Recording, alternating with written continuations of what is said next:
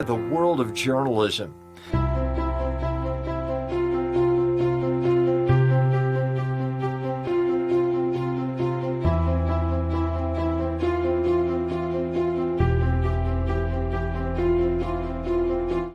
We have earned a reputation for being a publication that practices integrity, authenticity, and responsibility.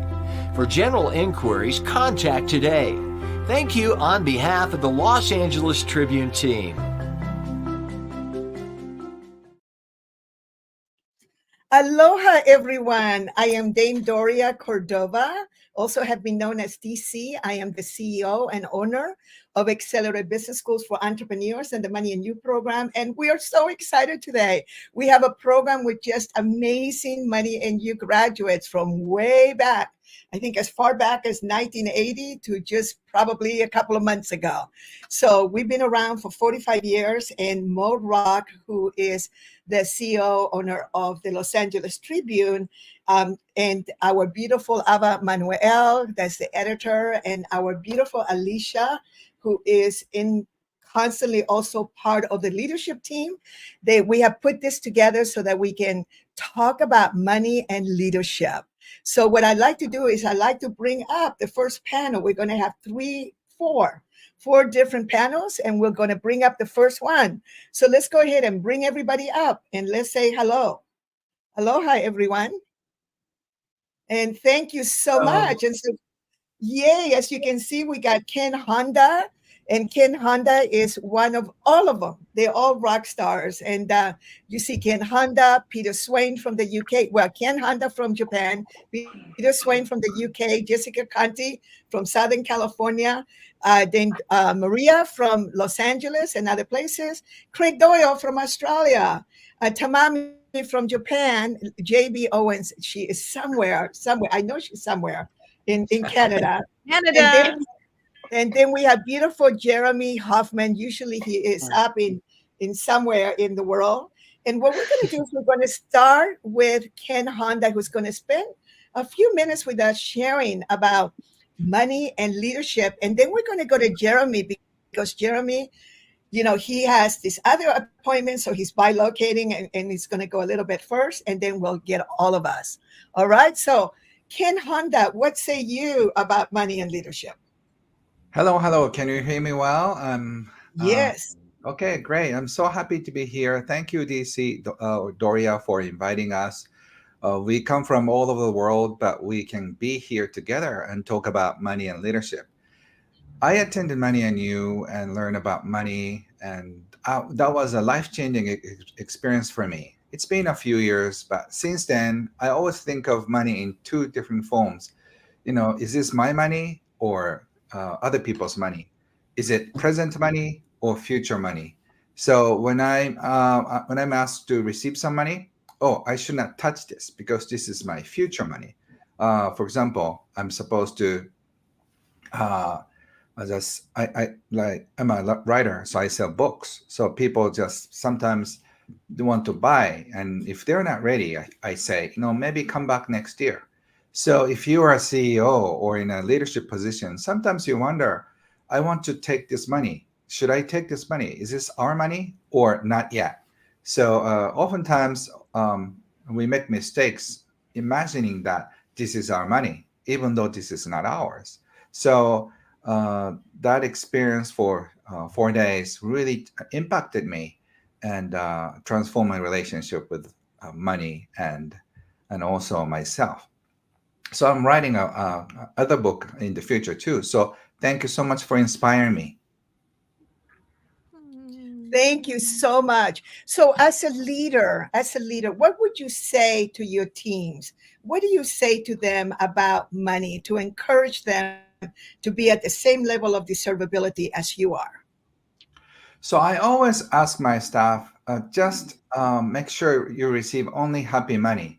And happy money is that money that makes you smile. We receive money as a result of making everybody happy. Otherwise, we should not touch the money. So we have this 100% refund policy. So people sometimes cannot make it to my seminar. We got 600 people a few weeks ago. Some of them, got COVID and they couldn't make it. So we just contacted them and just make sure all the money was refunded. So that way, we just try to have integrity around money, and everybody, all the money in our bank account is smiling.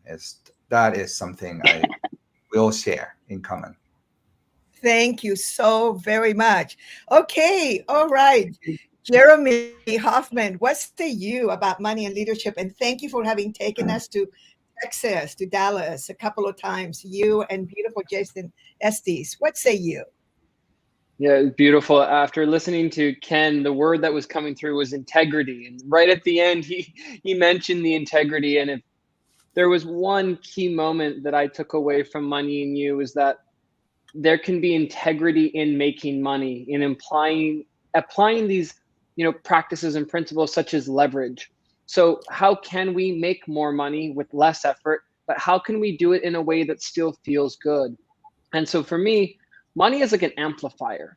If you're already maybe not the greatest person, I think money might amplify that. And if you're already a person who lives with authenticity and integrity, that it will amplify your ability to ripple out that change in the world, which is incredible to think about.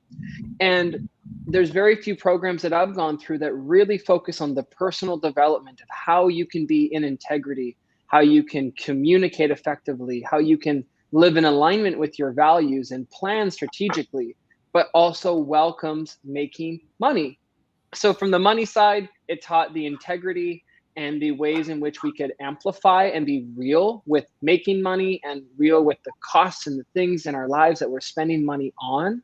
And then from the leadership side, it provided such an incredible opportunity for us to step up as leaders, to communicate as leaders, to really rise as leaders. And when you pair those two things together, leadership, integrity, and making more money, it really ties into Bucky to truly impact the world in the way that we all want to. So Money and You is lots of beautiful lessons in all of those principles.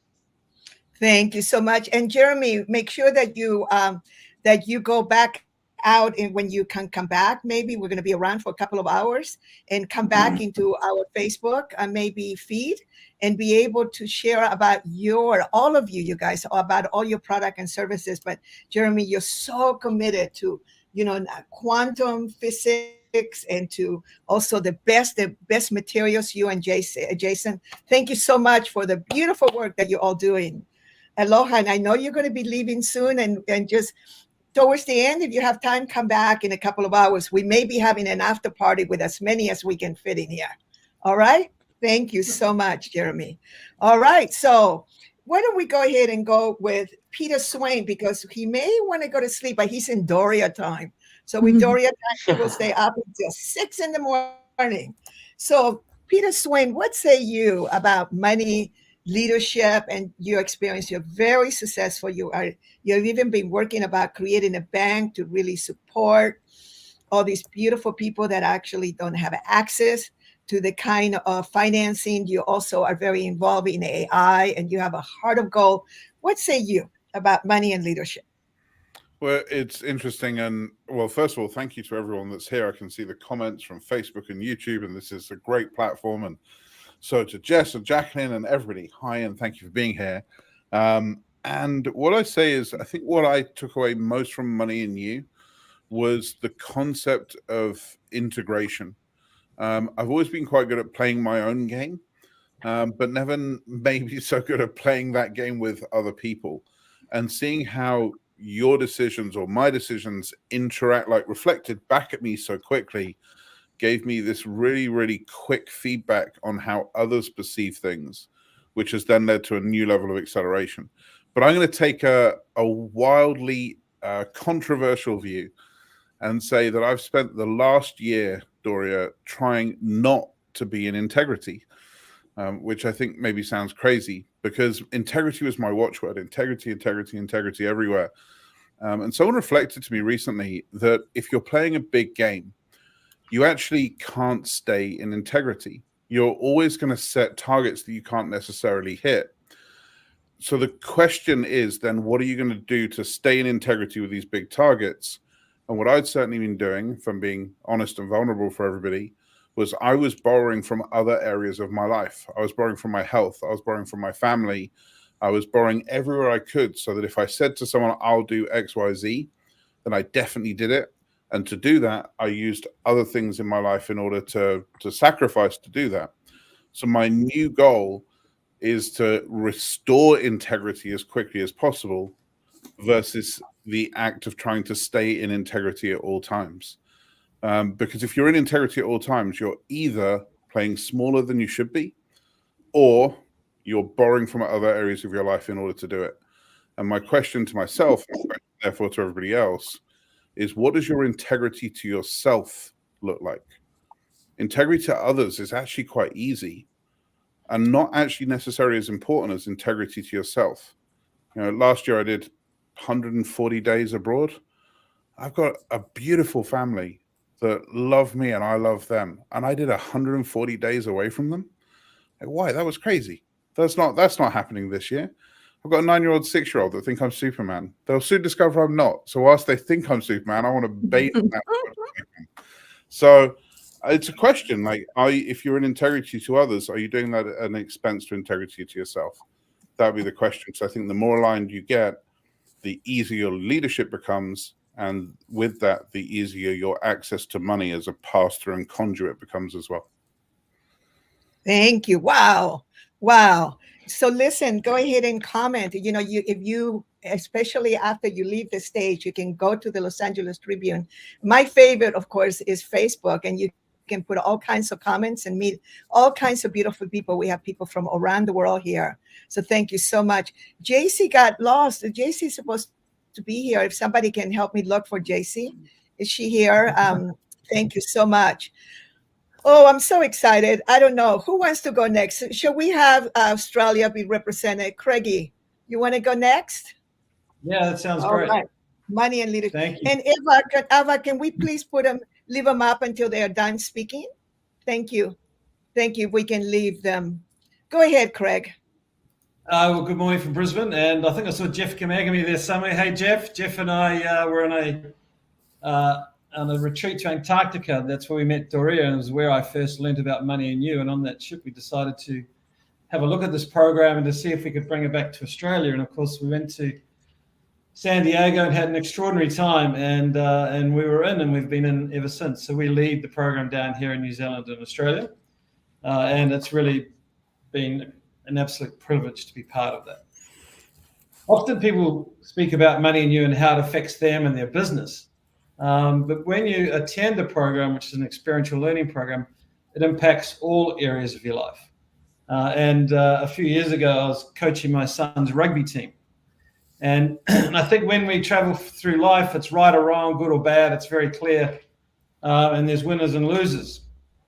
Well, at Money and You, you get a new concept of winning. And it's something I take everywhere in my business, in my leadership style, and definitely in my family.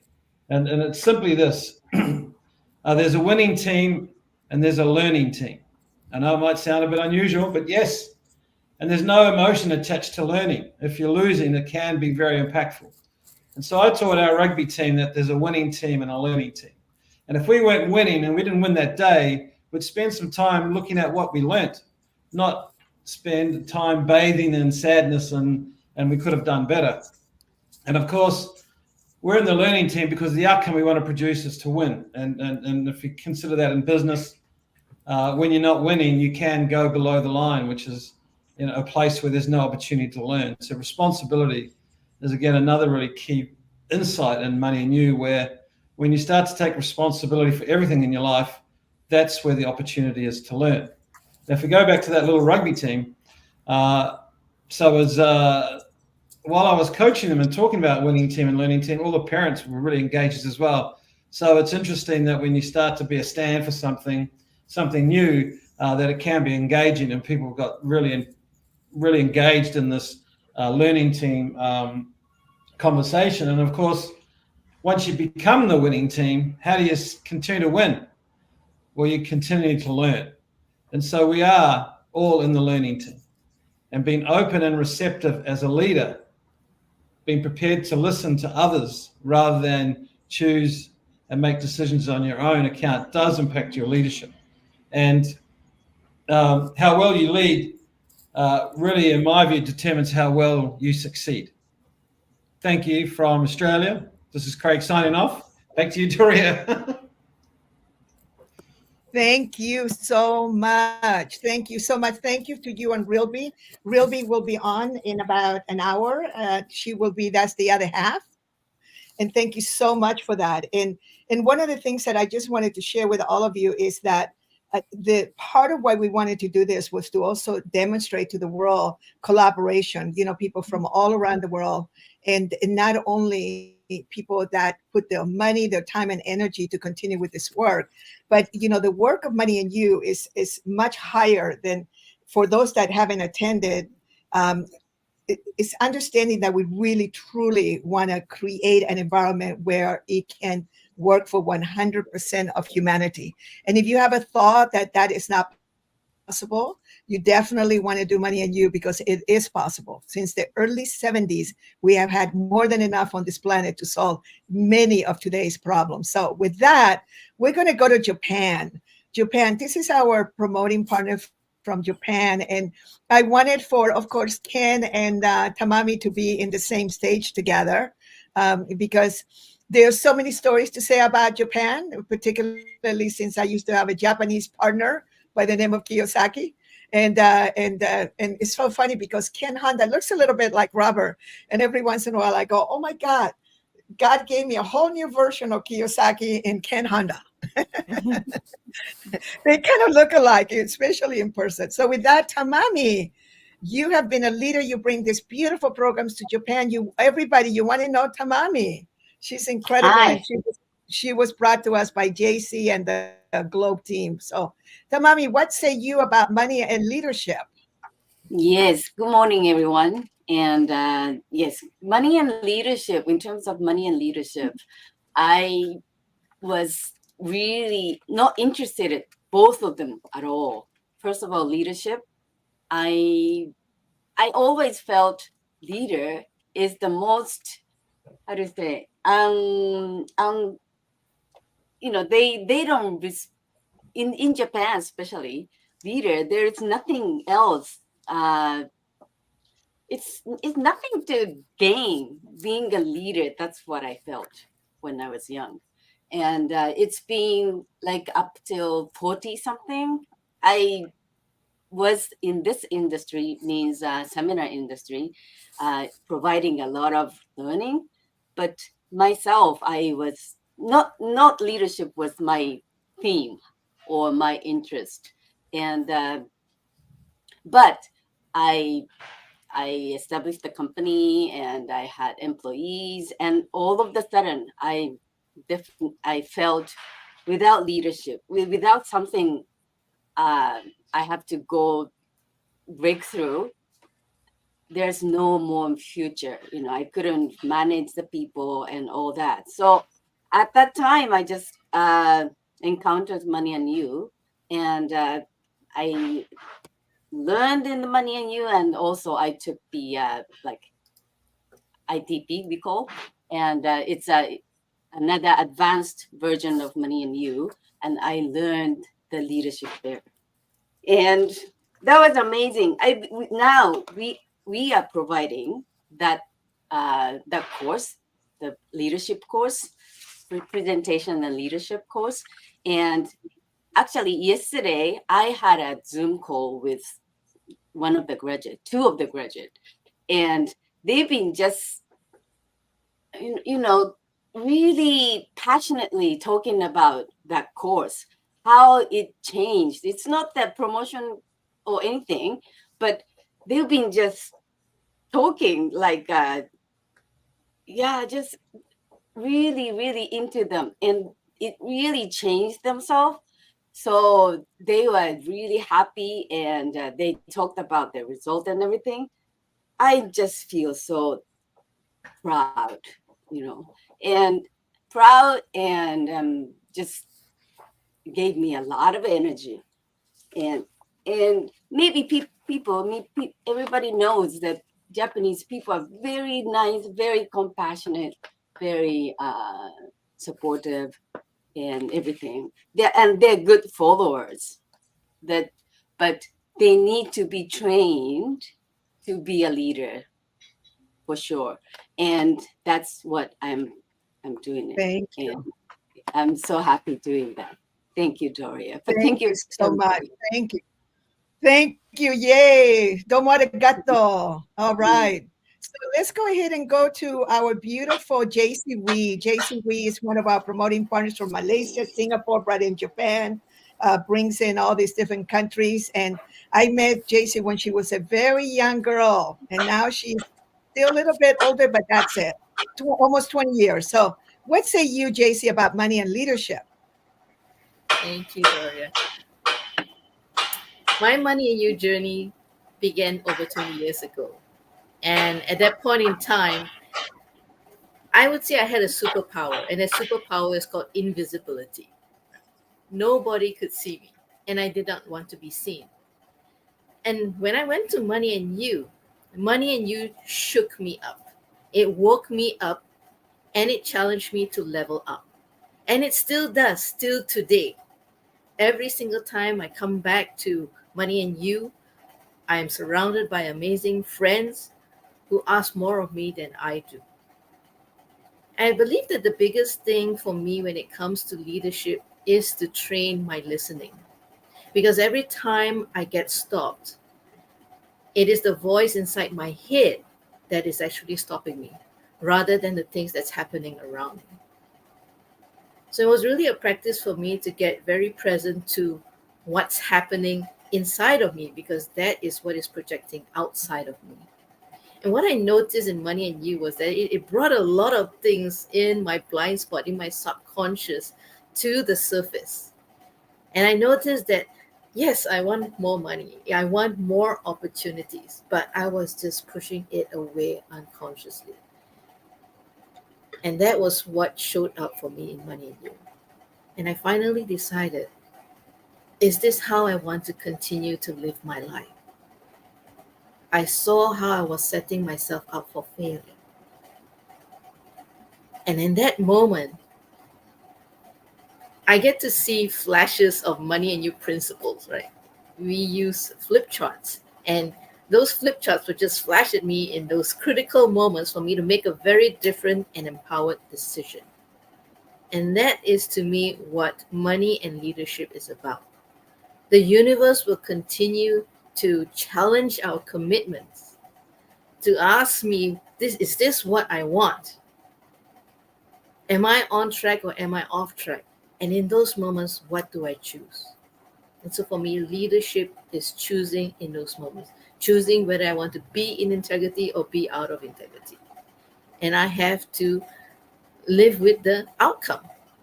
Is this the outcome that I want? Is this the outcome that I don't want? And if I don't want it, what can I do to change it? So I chose to show up. I chose when to show up, and also when not to show up.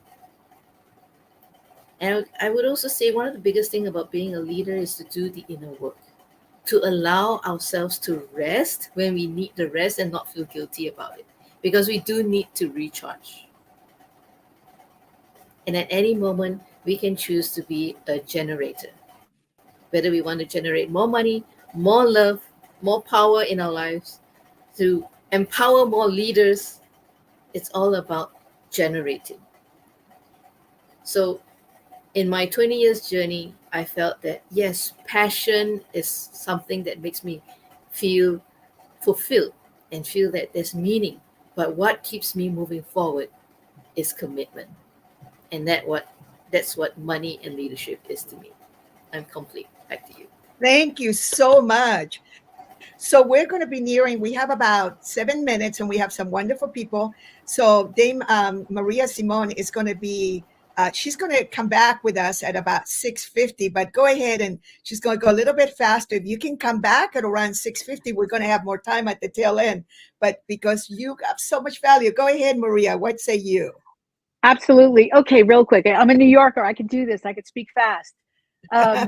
so I've known Doria for over 20 years. So I have a different situation. We've been, such good friends. And then I finally attended the Money and You program. And, I had been out there. I've had success in business. I deal with a lot of money. I've raised a lot of money. I've made money. And so I kind of, I felt like I knew a lot. However, of course, you don't know what you don't know. And so I loved the program. Was great in self-reflection for me, the micro distinctions of, how you show up around leadership and money.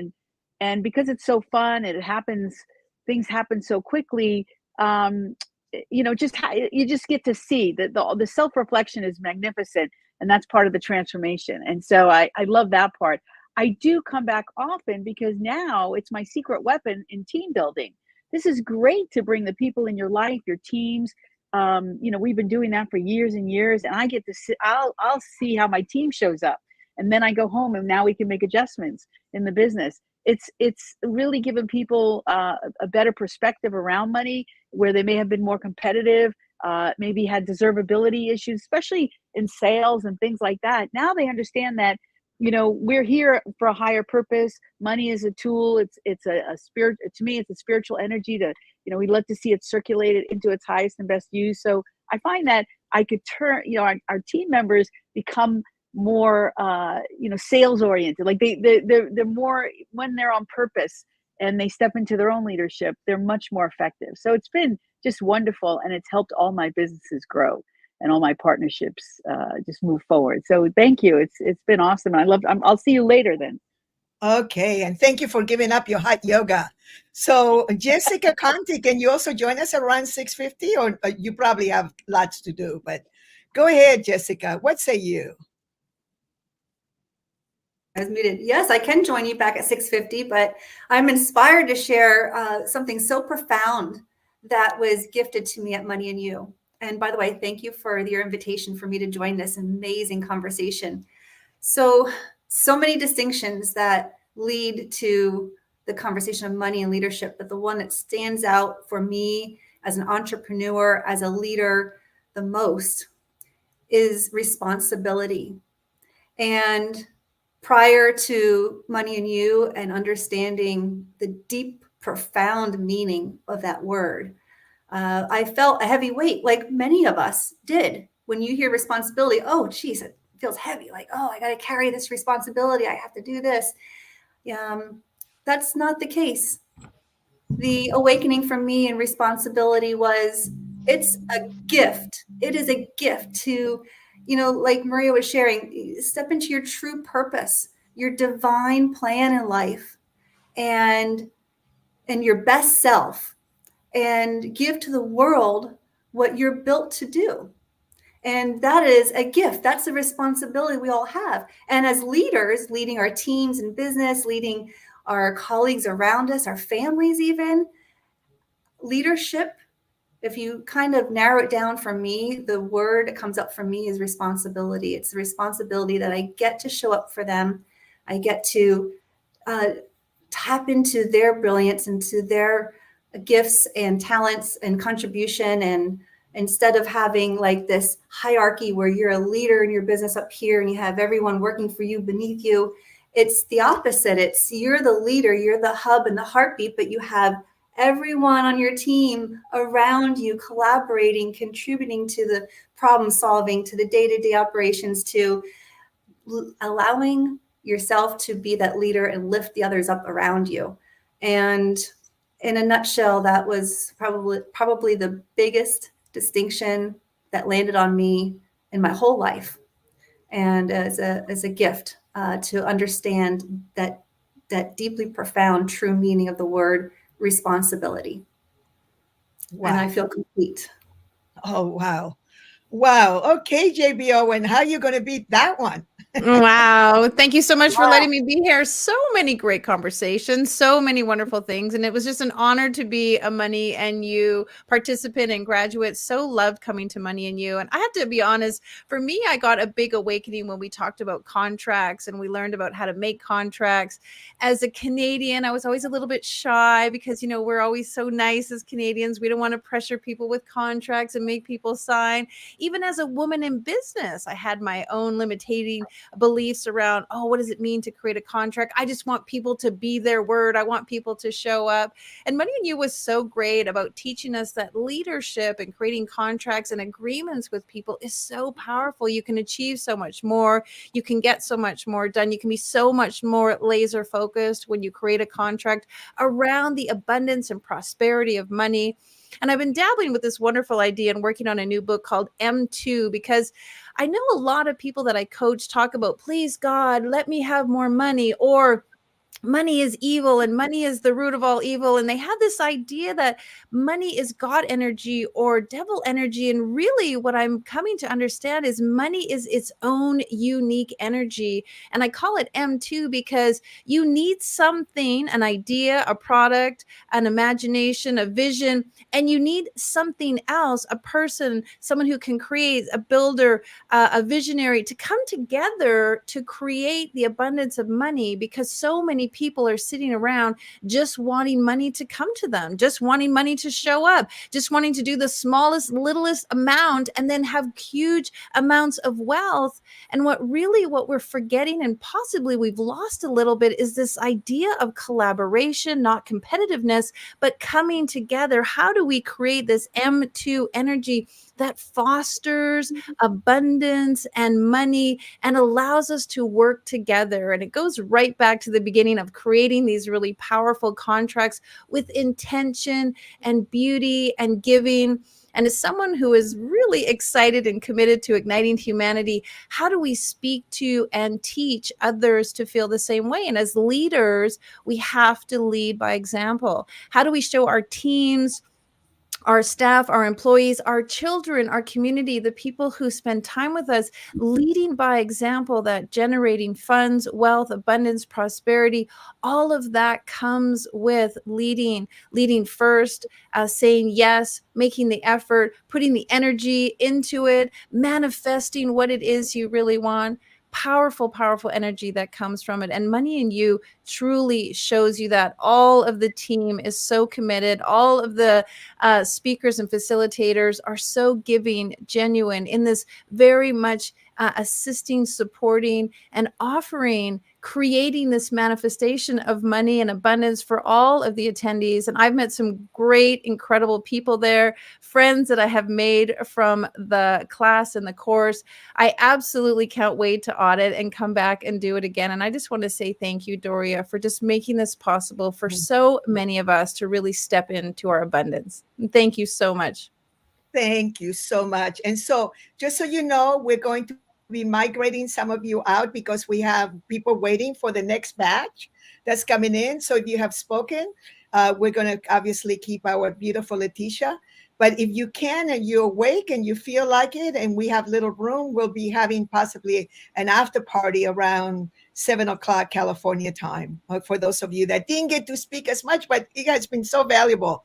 So we're going to start letting you go. And thank you so much.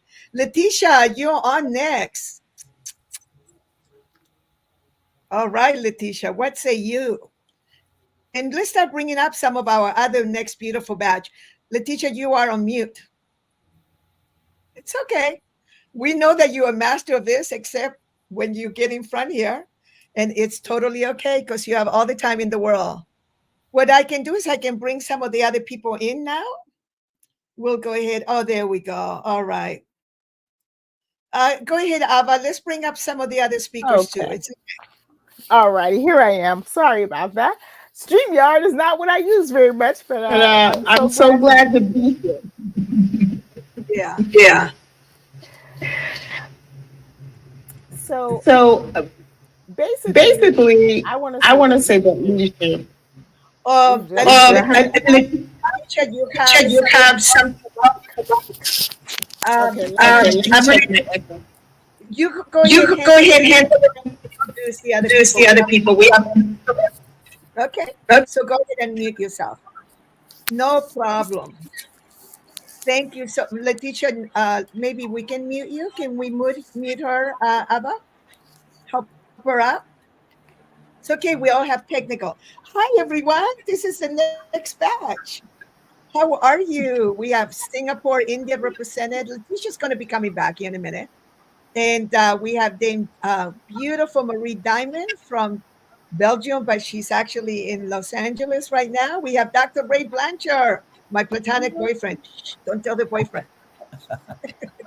All right. So I don't know if you've been watching, but I just wanted, this is a conversation with our beautiful leader, Money and You graduates. So let's go ahead and go to Ray. Let's go to you and kind of watch your times. We have about 3 minutes, 3.5 minutes. What is your experience of leadership and money? Wow, what a great question. And thank you for allowing me to be on the show with you. I love it. Well, first of all, money is abundance in the universe. And I realized that I needed to shift my consciousness and shift my thinking, shift my belief system to realize that money wasn't just a thing. Money was a medium of exchange. And what that means is that I needed to get into a flow of collaboration with the universe, that I realized that the universe is unformed substance, and that it's a spiritual kind of thing. And that when I use my vision of what I want with real intent and clear imagination and focus 100% on what my purpose is in having money and align my actions around what my purpose is and what my clear imagination, specific imagination is, it seems to form a distinct reality in the universe, which is money. So when I form my concept of money in terms of my purpose and my vision, and specifically what I want to do with it and what I want to contribute, then the universe conspires to bring forth what it is I'm imagining. So to me, money is an alliance with the universe, and an abundant universe. And leadership is about us being the kind of person who people will follow you. Because if you're not got people following you, then you're not a leader. So a leader is someone who stands out for people and collaborates with people in such a way that people voluntarily commit their time and energy to manifest what it is that you're up to. So leadership to me is being able to access that which is deep within you, your purpose in life, and being able to express that, articulate that, and be that in the world, such that people align and dedicate their commitment as well. So it's a collaborative relationship with others and with the universe, is what I see.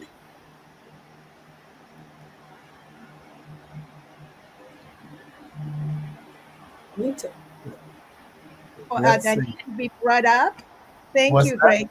Let me see. Marco, you come back, honey, in about 15 minutes because we need the space in the back. Thank you so much. Let's go ahead and bring up Ava. Ava, are you around? I think I lost Ava. Okay. I almost banned my beautiful. Thank you so much. Marja, what say you about money and leadership?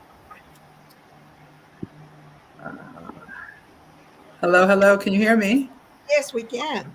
Oh, outstanding. Thank you so much, Doria, for having me here. I was watching the previous group, and so many of my lovely family, chosen family, were there. And I got to attend as a facilitator, a helper with Jessica. And my first Money and You, I actually attended with Peter. And also I was there with Maria. And so it was great to see so many of my family here. Peter and I were told by you at the same time to show up for Money and You last year. And we had both invested so much in our personal development, 7 figures easily, over a long period of time. And so quite honestly, we had a conversation, well, what are we going to learn here? Because we didn't know. And when we showed up day one, first hour, we're like, yep, refresher, got it. And then all of a sudden we looked at each other, we went, uh-oh, we don't know this. And what shifted for me during Money and You is actually truly still shifting for me. I've gone back as a graduate. I'm coming back again very soon. I can't wait to see you for the next Money and You coming up. The impact was because it's an experiential learning. It's not, when you're learning things rote, it's easy to forget it. But when you have experiences, it becomes a part of you. We don't forget the experiences. We don't forget what we do. And in that room, we weren't just learning, we were doing. So it was coming into us at a cellular level. And I noticed that it shifted my thought process. It shifts how I show up. It shifts the conversations that I have with people and the relationships with myself, with money. It opened up things that I didn't know were there and allowed me to clear it out, clean it out, and show up as an even stronger leader. And earlier you were talking about leadership and money, and there's two types of leadership. There's the formal leadership. I had that when I was in the military, I was in the Army and in the Air Force, and I got to have the title and you're in charge. This is the hierarchy.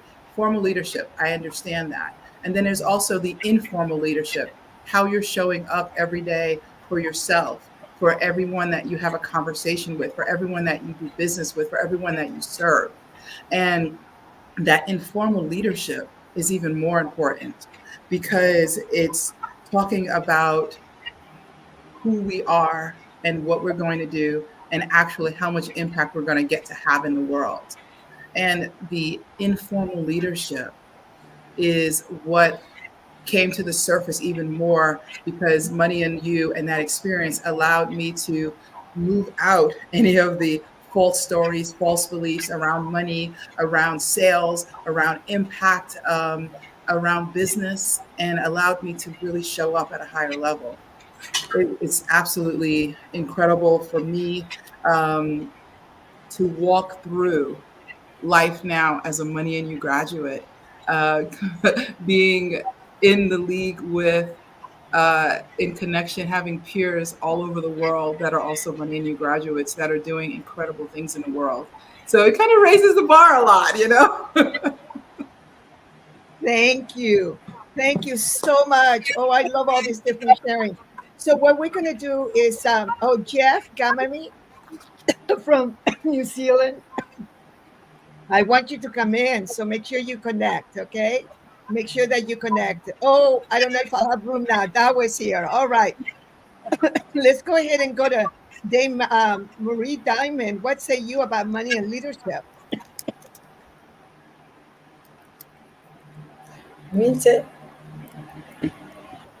Hello, everybody. Wonderful to be here. Thank you so much, Doria, to invite me.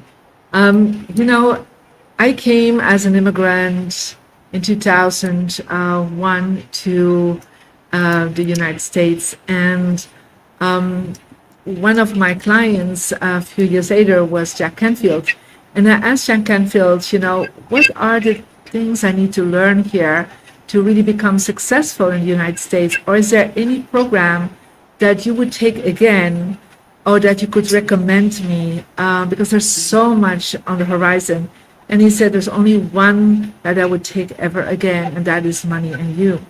And so that was enough for me to connecting with Dame Doria and to go to Money and You. What I learned there was that I was okay for me to be a business entrepreneur.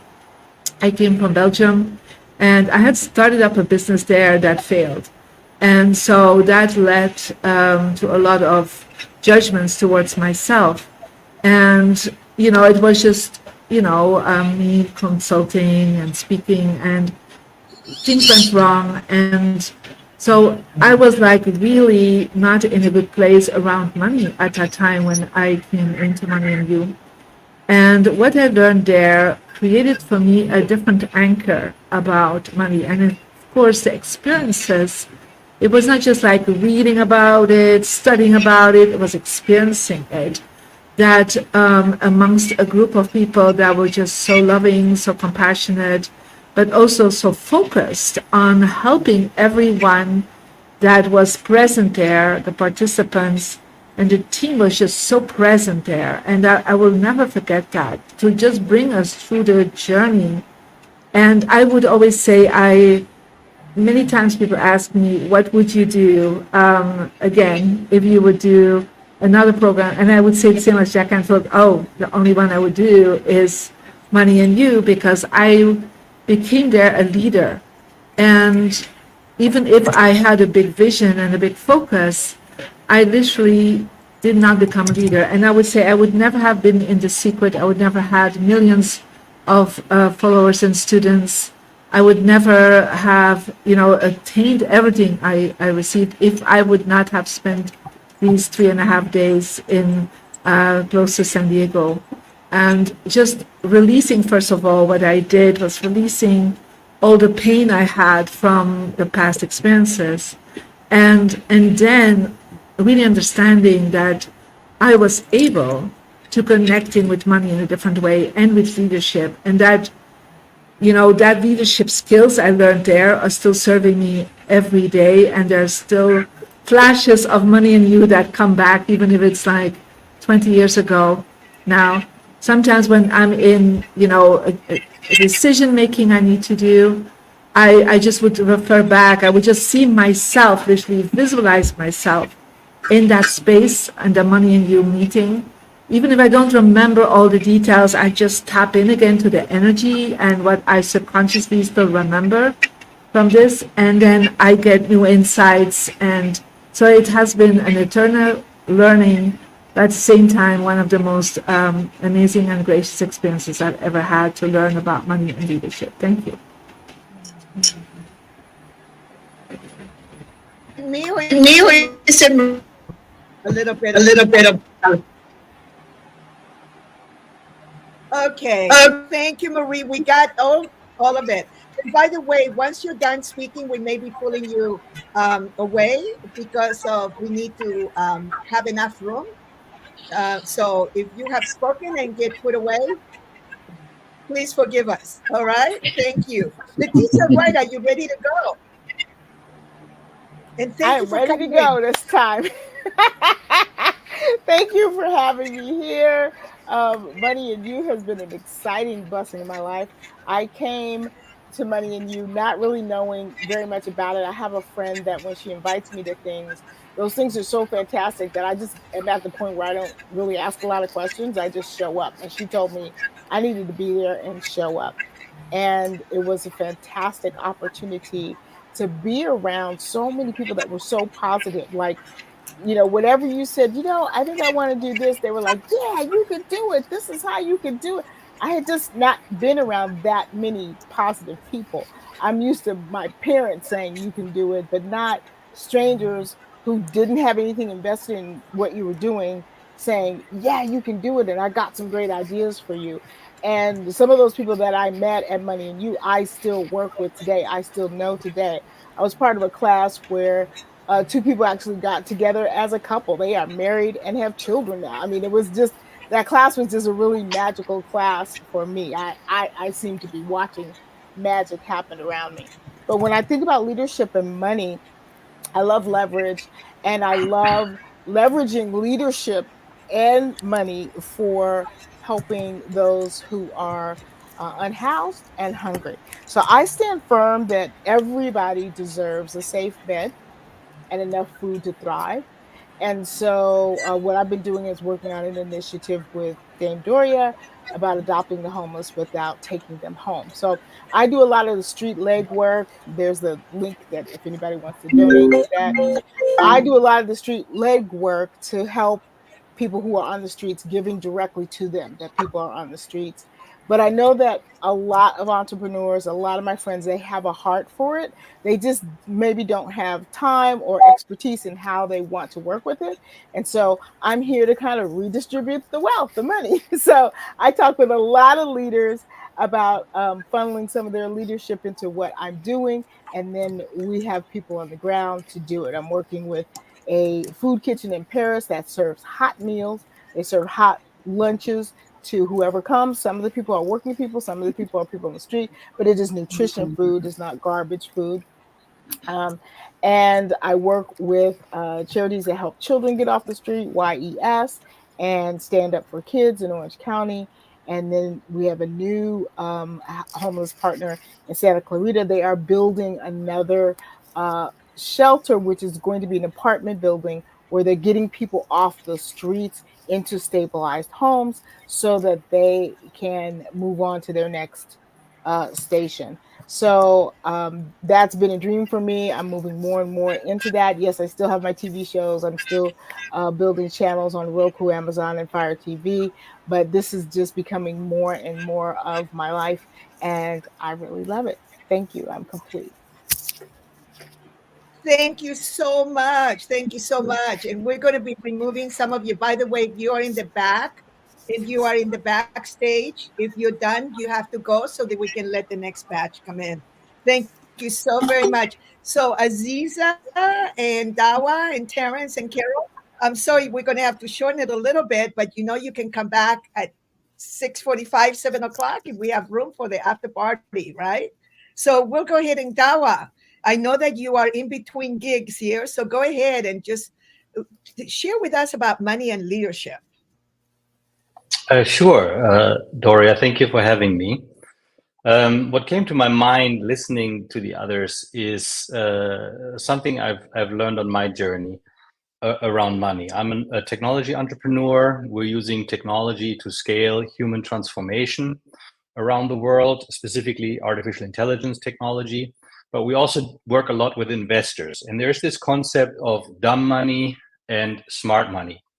What I learned at Money on You is that there's a third form of money, which is wise money or conscious money. About a decade ago, I met a man named Bruce Fetzer. He's the nephew of John Fetzer, who established the broadcast network in the United States. When John Fetzer died, he left a legacy together with $650 million. And he told his nephew, who took over his foundation, to be very, very careful what he does with the money, because the money didn't belong to him, it belonged to consciousness. And it made me think, it was such an unusual thing to say.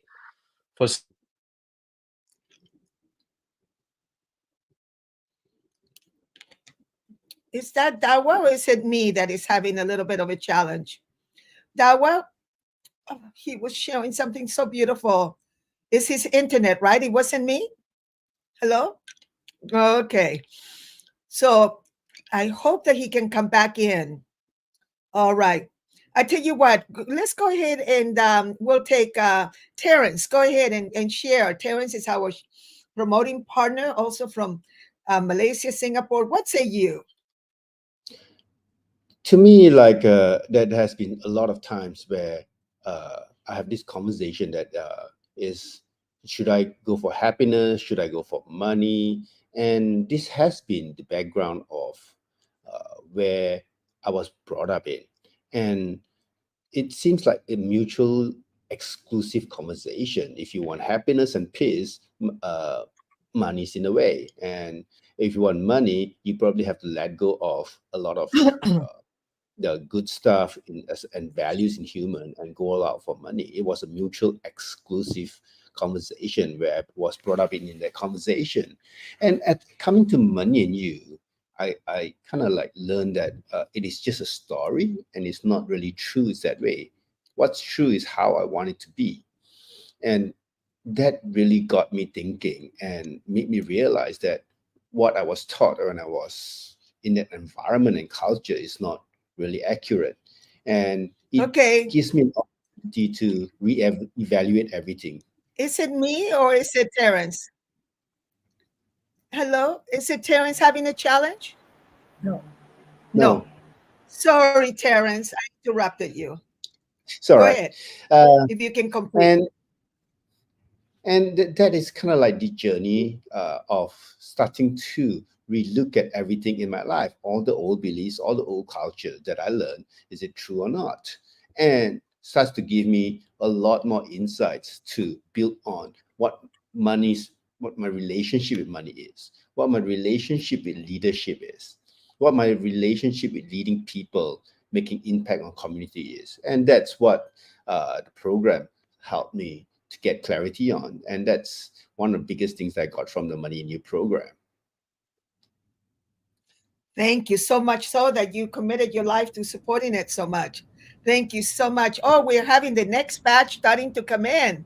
So go ahead, Aziza, what say you?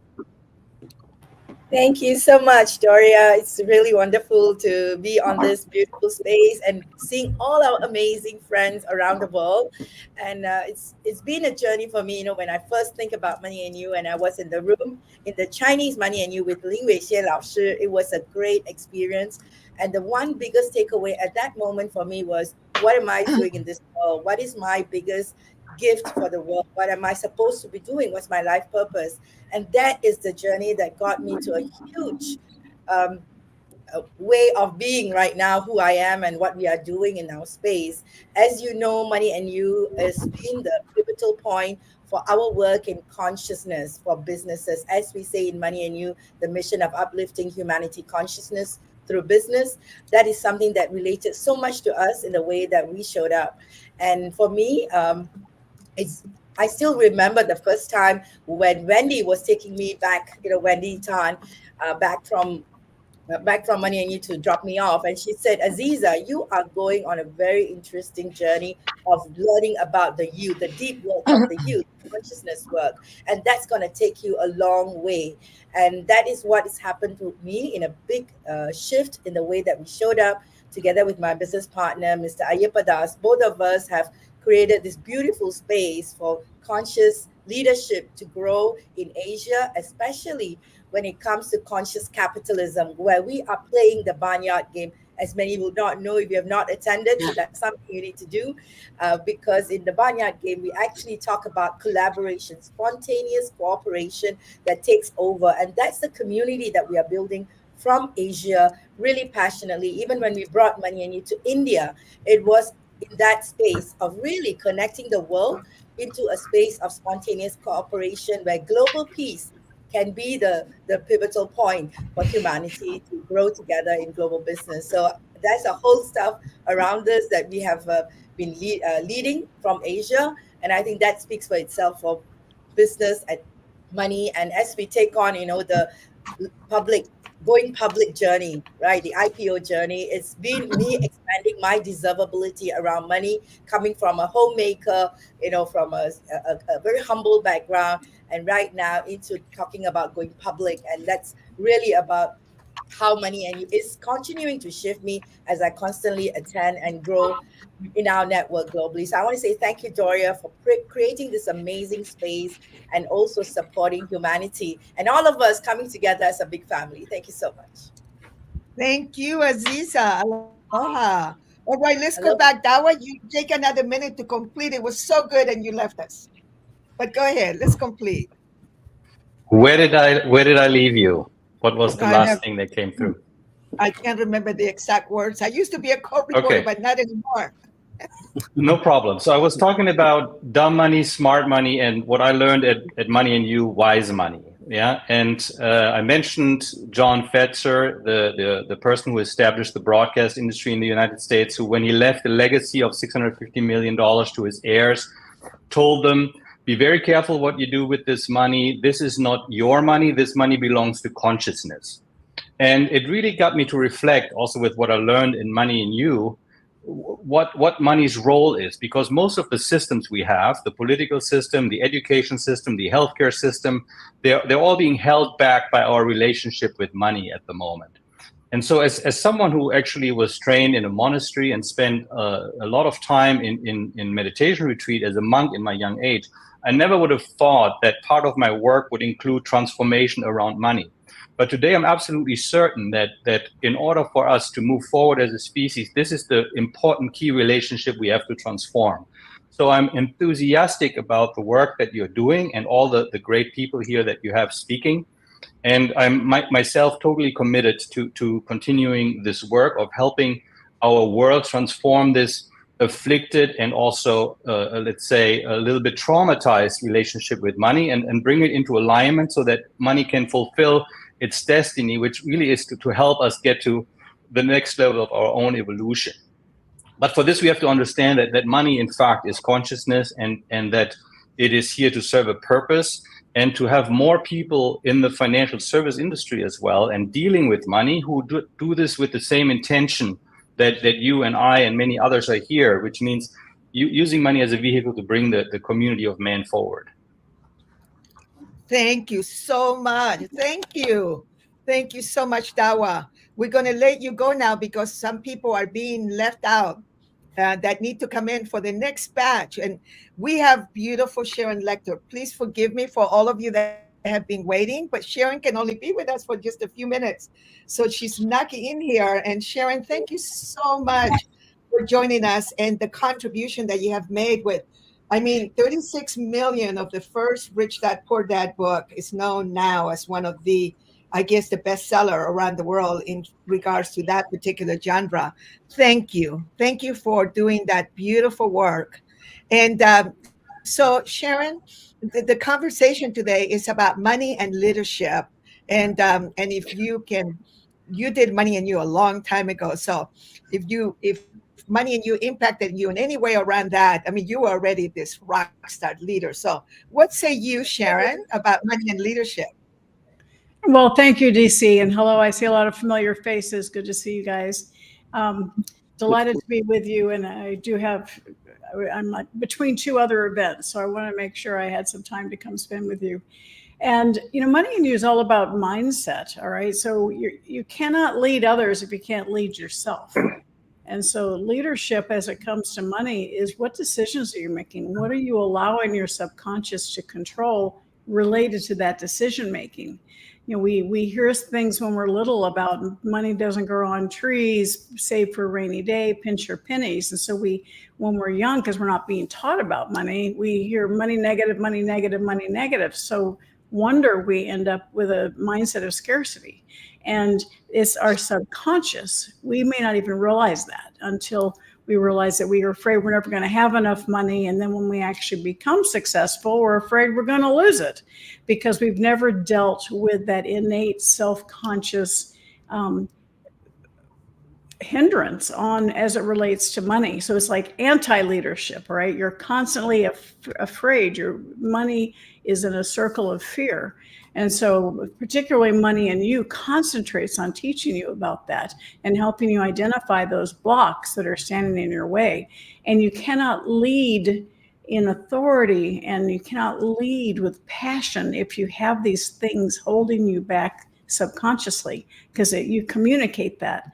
And so it's really important to find that leadership of your own ability to handle your money, to handle your mindset about money, because people can get money and they lose it because they haven't taught themselves how to manage it.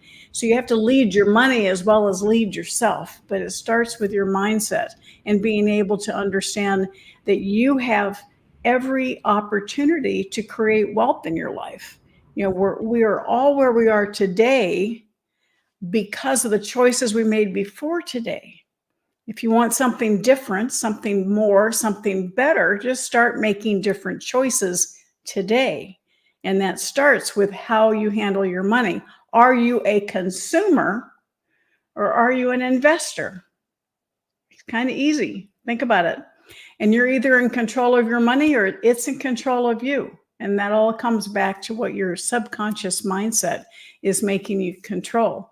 And so many people are employees, they go, you're just about entrepreneurship. I said, no, it's not what you do for your paycheck that determines your financial future. It's what you do with your paycheck that determines your financial future. What decisions are you making with every dollar that comes into your life? Are you saying goodbye to it by spending it and being a consumer? Or are you investing it in buying, building, or creating income-producing assets? My favorite word, assets. If you're a leader and you want to lead your own financial health, you lead by buying, building, creating income-producing assets. Because what happens is that gives you your time back. The only precious resource we have is time. You can make money, lose it, and make it back, but you don't get your time back. And so it's really important to really take ownership. We live in a time when we want to blame somebody else. We want to be a victim. Stop it. Just stand in your own power. Be accountable and responsible for the decisions that you're making. And do you need to make different decisions? Do you need to step outside your comfort zone? Because that's where the opportunity is, not inside where it's comfortable. Take that step outside and make a choice to do something new, to find a new association, the power of association. And we talk about leadership. I talk about the personal success equation, which is your passion and your talent. Most of us stop there thinking we have to do everything on our own. But then there's a times A, the power of association. You know, DC, Doria is one of my I value our association. Times taking action, and then wrap it all up with faith. Faith in yourself, faith in what you're doing, faith that it's needed and necessary, and faith that you will succeed. And when I start with a new mentoring client, I go through that formula because it's usually the association that needs the most work and the self-confidence, because that F for faith is really fear holding them back. And they go hand in hand. When you have the right associations, you have the right people on your team, mentors or people that are strong where you are weak. When you have a bad day, they're not going to let you stay there. So that self-confidence and power of association go hand in hand. And that's why it's so important to think about your own, you are the CEO of your own life. Think about your associations, what you're doing, the decisions that you're making, and take control of that. And you can go to personalsuccessequation.com to get a free process that I developed to help you really identify things where you might be able to make one step to make a huge difference in your future. Thank you so much. Somebody write that for us. Thank you, Sharon. I know that she has to go. And oh, this is so exciting. Thank you so much, Sharon, for coming in to visit us in between gigs. And so my pleasure. Thank you.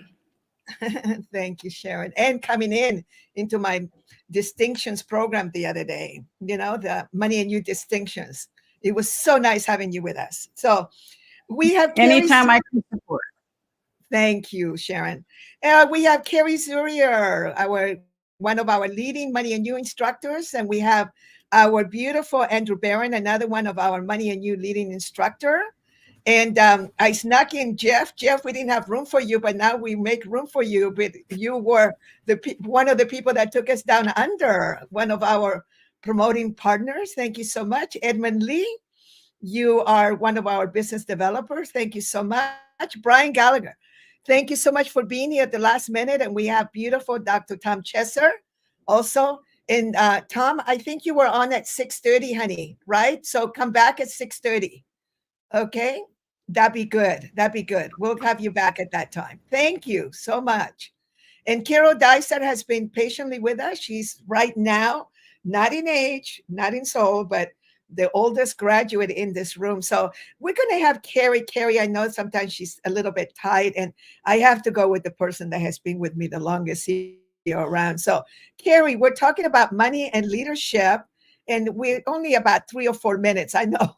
It's kind of hard to ask people to do it in such a short time, but I know you can do it. Carrie, what say you? I mean, you've been leading Money and You for nearly 30 years. So what say you about money and leadership in 3 minutes?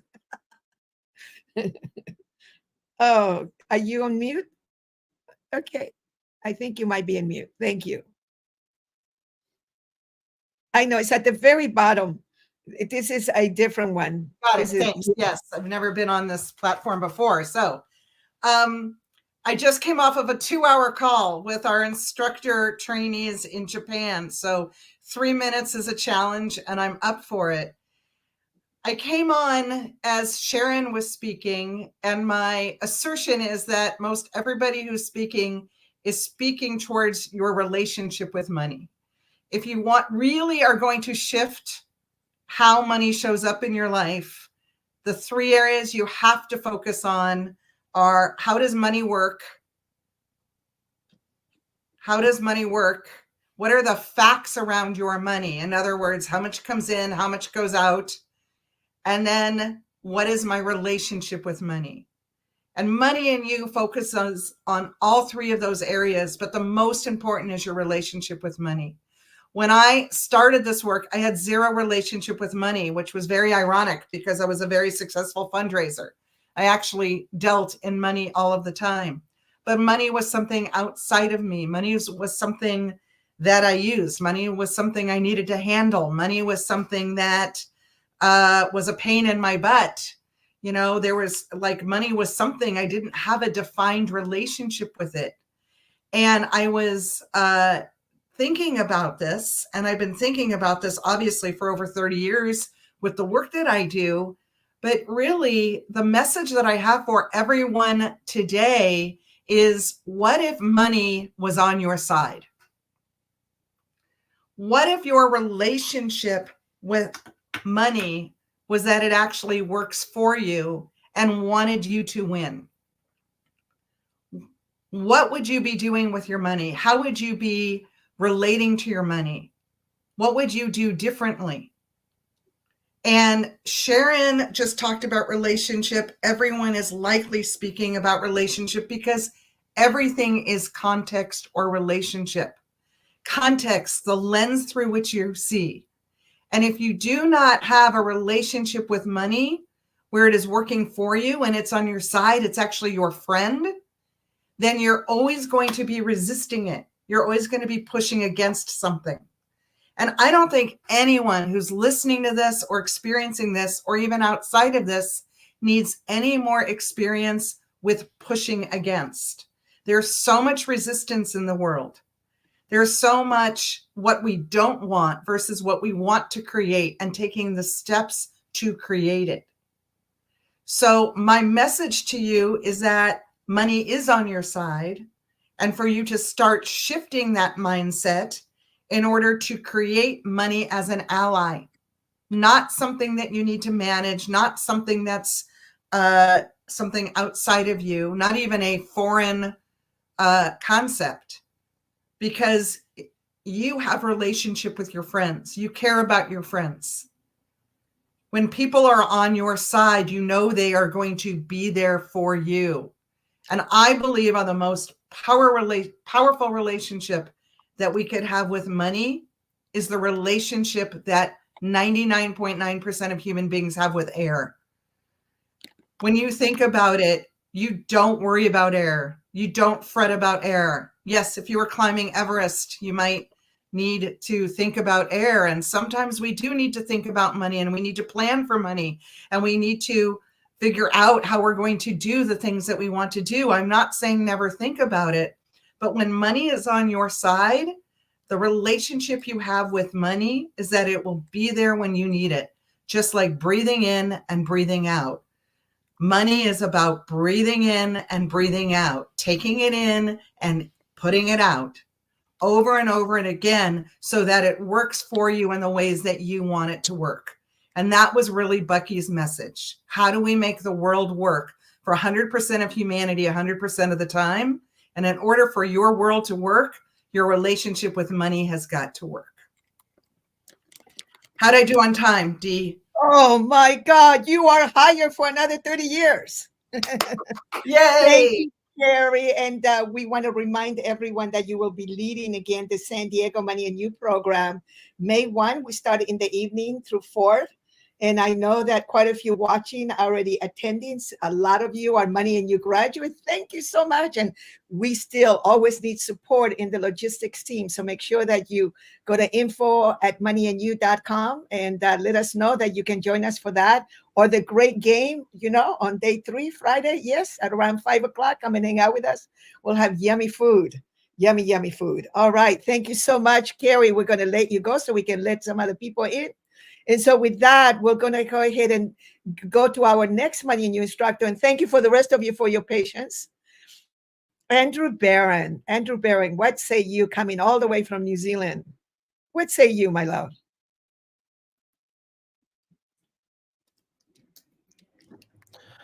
Hi, hi, Doria. Hi, honey. I'm really present to a couple of things. I did my program Money and You back in the year 2000 when I was the tender age of 25, and I was working in a restaurant earning about $200 a week at the time. I was living at home with my mother and my two brothers, and I've been really, really, really successful at school, really great at school. Always knew what to do to get in the top 4 or 5 in every class, great at sport. But once I came to this whole thing of life, it was somewhat more challenging for me to actually work out how it works. And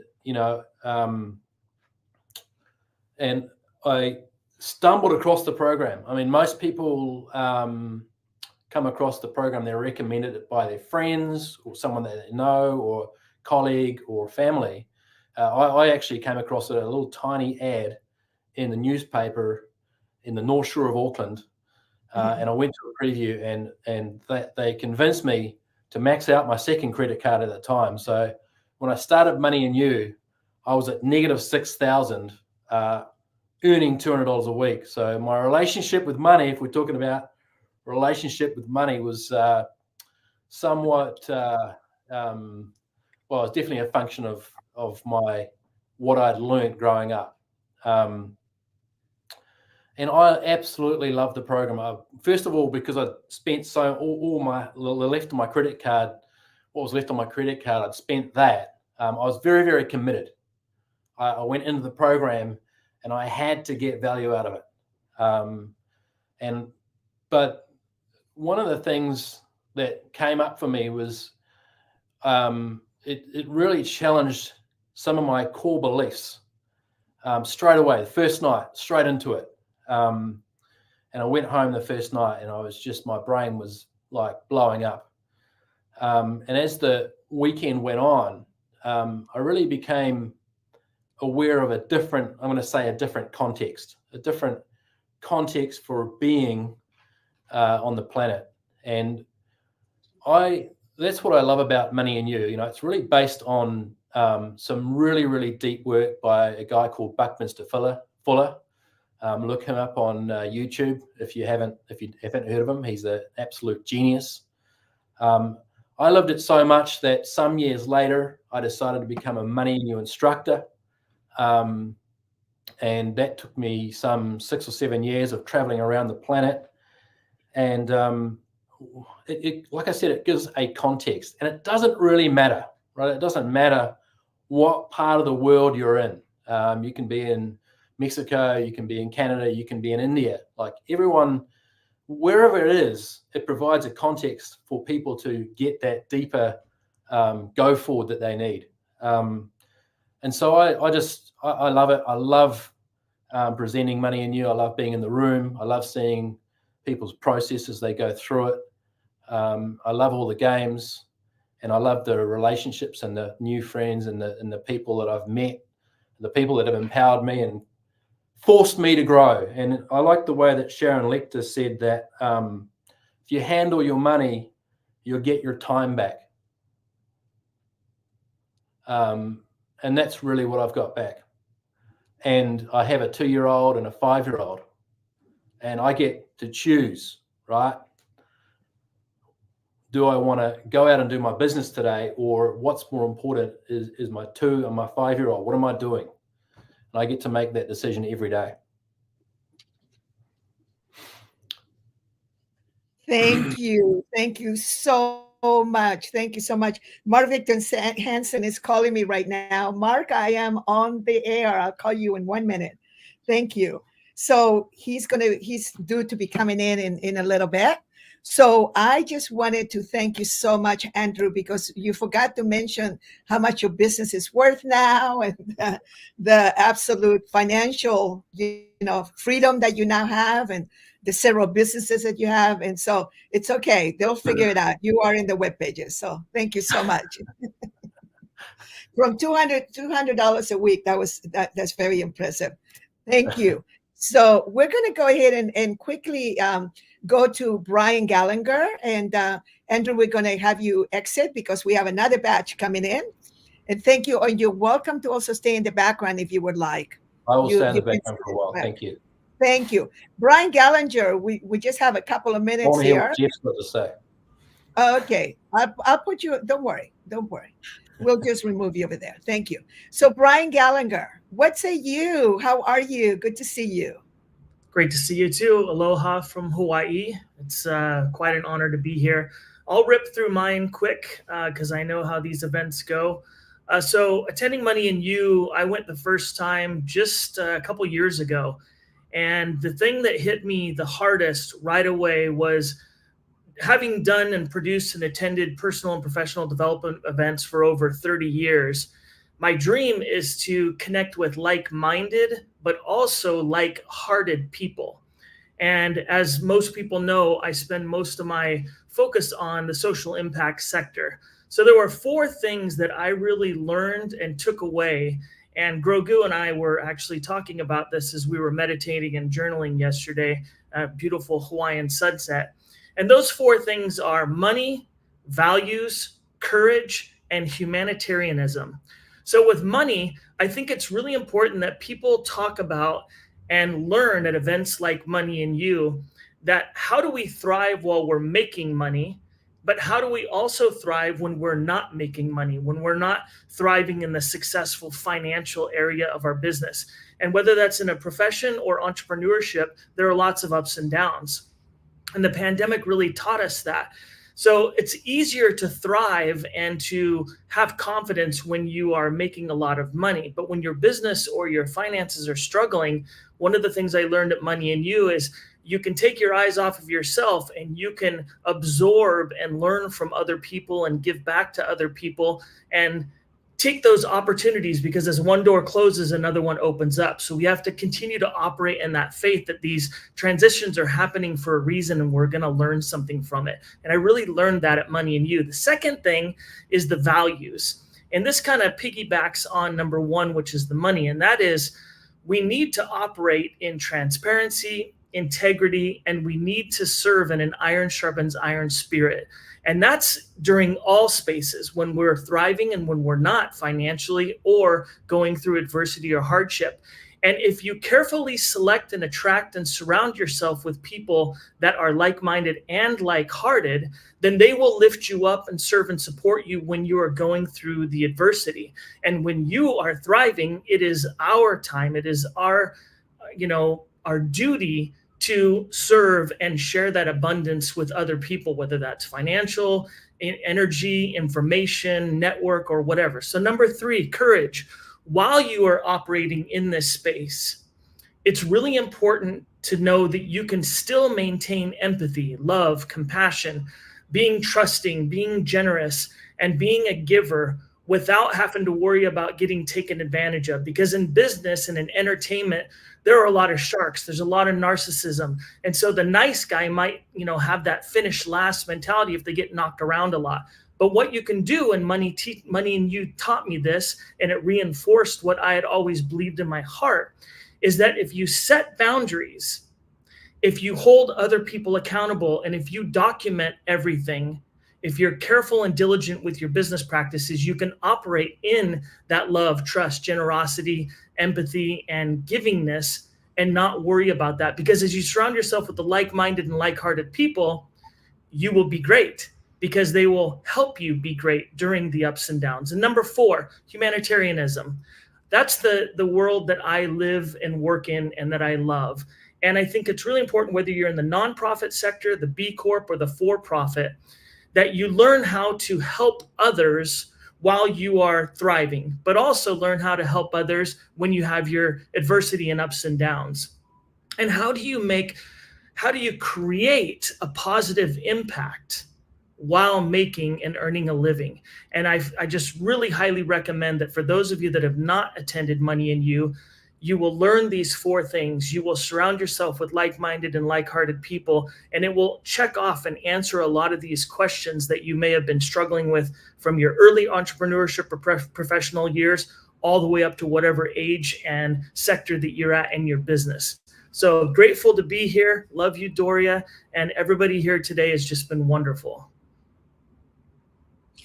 Thank you. Thank you so much for that beautiful sharing. And make sure that you share the Baby Yoda. I know that's not his name, but we love the Baby Yoda in the background. Remember, Mama has He's got his own Instagram, Facebook. put it on the chat. Okay, thank you so much. Now we have to, and so Carol Daza, you're going to be coming back around 6:45, 6:50, right? Thank you, Barbie. We don't have the room, honey. You didn't let us know you were coming, so come back around 7 for the after party. All right. Thank you, my love. Thank you so much. Okay, so let's go ahead and go to Sir Chad Warren. What say you? We have about 7 minutes before we bring in the next batch. Go ahead. Go ahead. Hey, Chad. Doria. Great to be here. Thank you so much for inviting me. I have a very different background and history with Money and You and with money in general. Like Dawa, I had my early years, I was teaching transcendental meditation, doing deep meditation all through high school. And when I was in college, I got the opportunity to go and actually study with Buckminster Fuller. And he taught me some very powerful things about resources not being finite, and that there's enough for everyone, that there's enough food and energy to feed the entire planet. There's just, we just artificially think, there's only so much, but a lot of it has to do with just distribution. And that shifted my thinking in terms of what's possible, and that everything really is possible. But it was also a very academic kind of perspective, because I was still a student. I was reading his books. And then years later, as I was struggling financially with money and having a thing with money, my mother actually called me and said, I took this incredible course. I've signed you up. You're going in September. And at that time, I was a couple $100,000 in debt and trying to figure out where I wanted to go. And that actually shifted my energy. It's just the idea of showing up and coming started changing my activities and certain things that were started showing up for me. And when I came there, I saw really how you and Marshall and Bucky taking a lot of these principles that are based on Buckminster Fuller and actually putting them in application, and actually real world applications that really relate to everyday life and the ability to succeed, not only in business, but also in life. And that was very powerful for me. One of the great principles that I walked away from was leverage, and leveraging my time, my money, and my magic in terms of being more, number one, showing up. That was a big thing for me. Number two, not trying to go for the big hit every time. I was in real estate. I was always trying to do the big hit and try to throw the ball, 100 yards and try to make the big touchdown. And I learned to start taking smaller bites and be more successful more often in certainty, and then start looking for help with people around me, so that I tried not to do it just alone. And I'm still learning that lesson, especially with my partner, Maria. I mean, it took her a year to get me, to train me to have an executive assistant. And now I can't even imagine not having one, but started leveraging my own time and started doing less and accomplishing more. The fascinating thing is that right after Money and You, and then 6 months later, I went to Malaysia and did the Business School for Entrepreneurs, which I recommend everybody also check out. And Maria and I teach there. But over the next year or two, by applying the principle I learned at Money and You, I made millions of dollars. And Maria and I, are constantly, showing up and re-energizing ourselves by coming to Money and You, at least once a year, and reconnecting with the principles and the energy and the people and the network. And that's the other thing that's really huge. By coming to Money and You, by doing the business school, you connect into a worldwide network of like-minded people, like Brian was saying, that are there all to support you, and you get to support them. And there's an opportunity to create something that's greater than you had even imagined, just by showing up and leveraging your time and your money. So I think, like everybody said, that changes your relationship with money. And you look at it as something that is truly working for you. And it's really an energy to tap into and let it flow to advance and support you in your mission and what you're there to accomplish. Thank you so much, Chad. Thank you. Thank you so much. So I was going to say, we're going to have Edmund go, and Jeff, you're going to kind of like overlap a little bit with Mark Victor Hansen and things. I'm sure you don't mind, or do you have an appointment? Can you hang out with us a little bit longer, Jeff? Oh, good. I know that you are this super financially independent dude that can do whatever you want, but I know every once in a while you make appointments with people.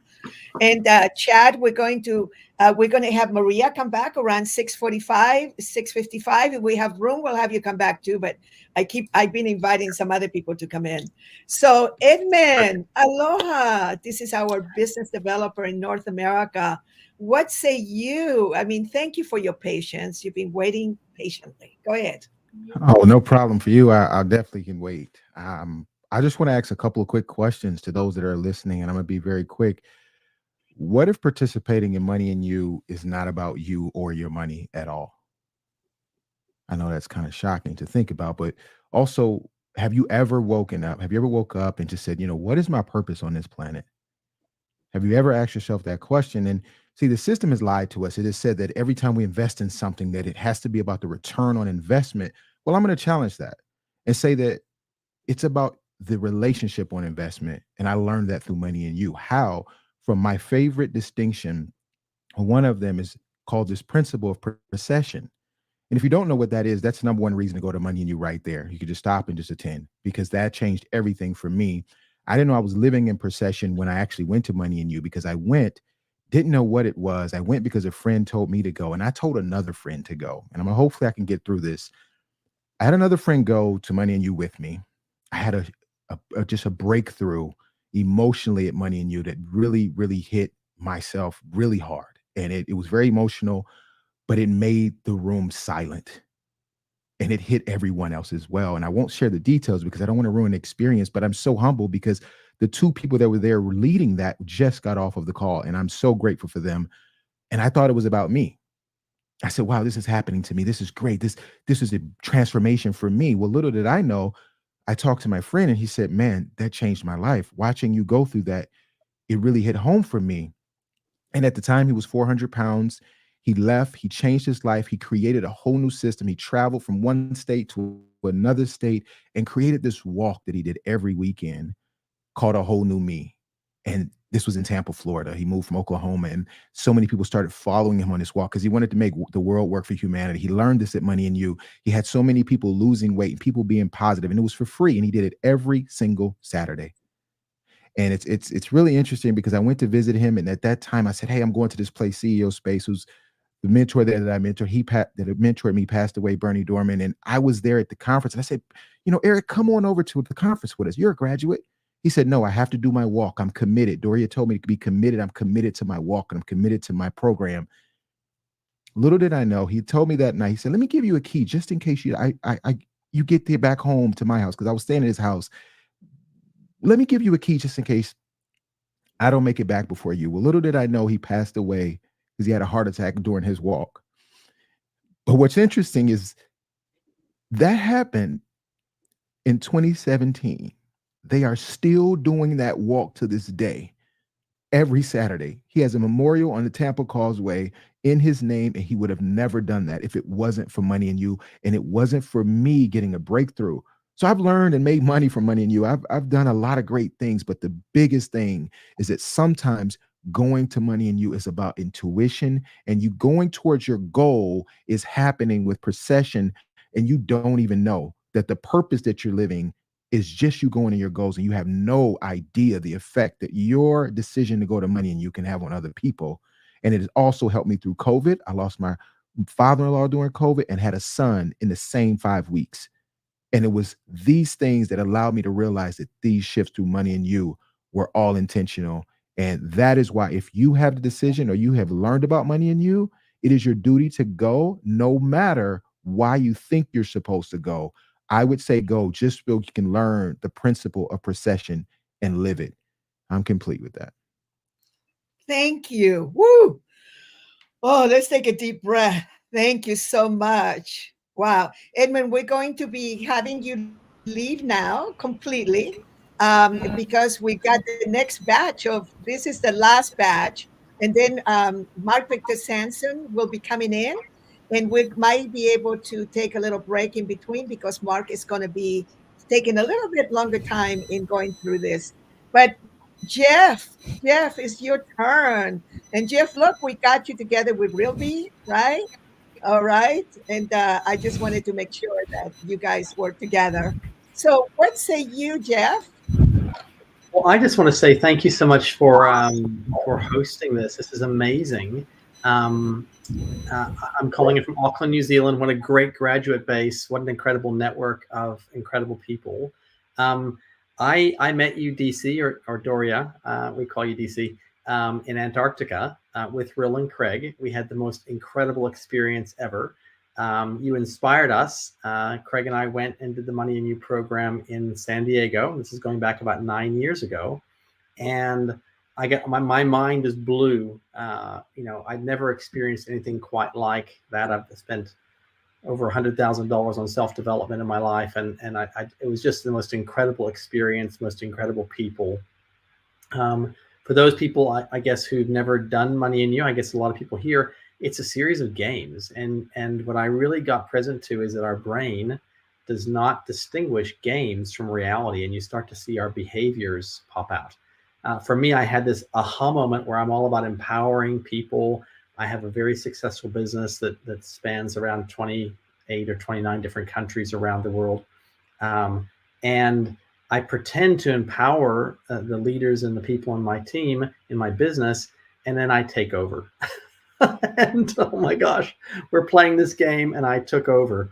And it was like this aha moment that it really, like, I really stood back and said, do I really do that? And I started to see it everywhere in my life, not just in my business, but in my relationships, in my friendships. And it's an opportunity to make adjustments. And those things have been impactful.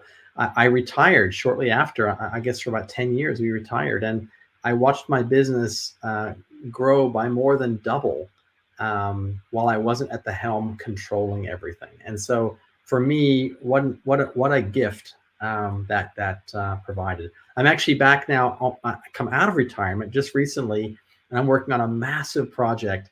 And the principles I learned in Money and You, are absolutely being put in place. And I think we can scale this. I'll be a small part of that to scale it to a $200 billion enterprise in the health and wellness space. So it's really exciting. I just want to thank you, DC, Doria, for you being the champion of this product, this program, this life-changing experience for so many years. And we don't talk that often, but we love you heaps. And are really, really grateful to the program and to the principles. One last thing is, this processional effect that was just spoken about. Incredible, absolutely incredible.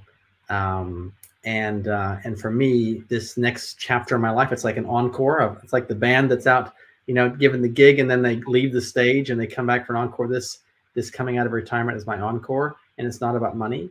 It's about what will my great grandkids say that my life was about, and what impact can we make on the planet? How can we help impact humanity in a positive way? So thank you for having me. I'm so excited. And I'm excited for all of you who this might be your first experience of this incredible program. Life-changing. Wow, Jeff, did you say 200 million or did you say 200 billion? What did I hear? Sorry, 200 billion. It's a $200 billion project. We think we can disrupt the health and wellness. It's an app. It's with AI. We're not here, not the place to talk about it, but it's exciting. Well, I just want you to know, remember, I'm working with the 100 billionaire, so we're going to talk. We're going to go off. Okay. All right. Talk about it. By the way, everybody put yourself on mute. When you're not on, please mute yourself because we can hear you. So this is the new batch, and we're going to have Mark that will be joining us any minute now. So thank you so much, Jeff. My love to Bentley. and everybody, the family. Thank you so much. So from what I can see over here, we have Dr. Tom Chesser. Thank you so much for coming back, our super PR person. We have Realby, your hubby, your business partner was here earlier, and he did a great job, by the way. He represented you well. She is our promoting partner from New Zealand and Australia. Thank you so much. And then we have Dr. Serge Gravel. Dr. Serge Gravel is he is this magnificent instructor of the business school. He is actually the executive director of the Doria Cordova Foundation. Super smart. All right. And then we have our beautiful Dame Wendy Tan, who is our business partner, our promoting partner, our partner for 24 years. Can you believe that, Dame Wendy? 24 years. Yes, yes. And then we have Elias. Elias, hi. He is going to be leading with us the Hispanic aspect of our business. It's so exciting, Elias. Almost every day now, I start having all these people that are interested in creating more and more the Spanish market and opening up. All these miracles are happening. And then we have beautiful Marco from Singapore. Thank you for coming back. And we have enough time here. So I just want to make sure with Ava that we have, Ava, you can maybe text me that we have enough room so that we can let Mark come in. This is an interesting platform, just so you know. You know, I'm so used to having whoever I want in Zoom, but apparently there's a limited amount of people that we can have here. So what we're going to do is we're going to go ahead and have Tom Chesser. Tom, just take a couple of minutes and share your experience of leadership and money since you have been hanging out with us for a little while. And so what say you about money and leadership? You know, leadership is ownership. Ownership, you know, I think the beautiful thing I like about Money and You is it is like a ship. You know what I mean? And it does go somewhere. This ship is not broken. This ship is sailing. And I love the aspects of the people in Money and You and the people in this event. It's so nice to be here again, you know, and hear everybody's encouragement and everything else. So I really encourage people to actively get involved and participate. Because once again, I wrote about how the only failure is the failure not to participate. And everybody in this room has been participating at the highest level possible. So, you know, I've brought a lot of people into Money and You. I've done PR for Money and You. I've really been out there waving the flag for the principles of Money and You, because it really is about the principles of leadership and the principles of Money and You. And what you do with what you have. And I think Carrie summed that up beautifully, and so did Sharon. You know, in their situations, they're talking about, you know, the leadership role in what you're doing in your life to add value.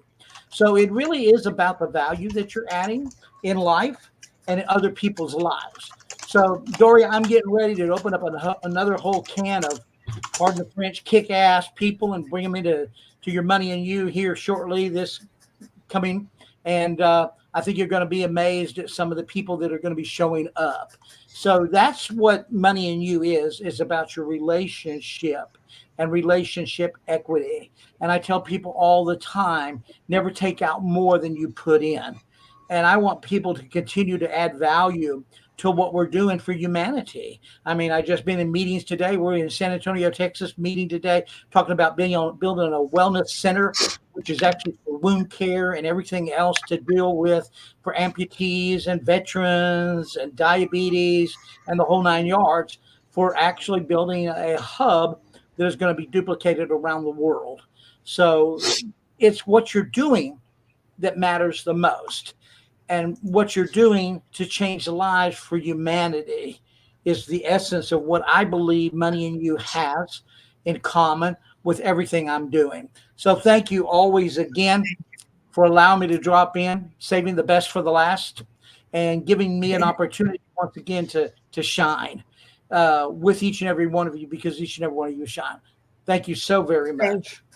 I always feel so honored, Tom, because you are a reverend. You are a reverend, a Christian, a very deeply loving Christian that absolutely that Money and You, the principles in there, are so in alignment with what you do in life, aside from the squillions that you invest. I mean, you're such a successful human being.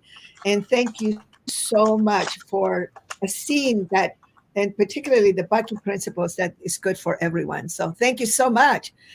So with that, let's go ahead and go to Dame Wendy Tan. We had her a little bit earlier, but she just came in. But for Wendy, we always make room, no matter what time she comes in.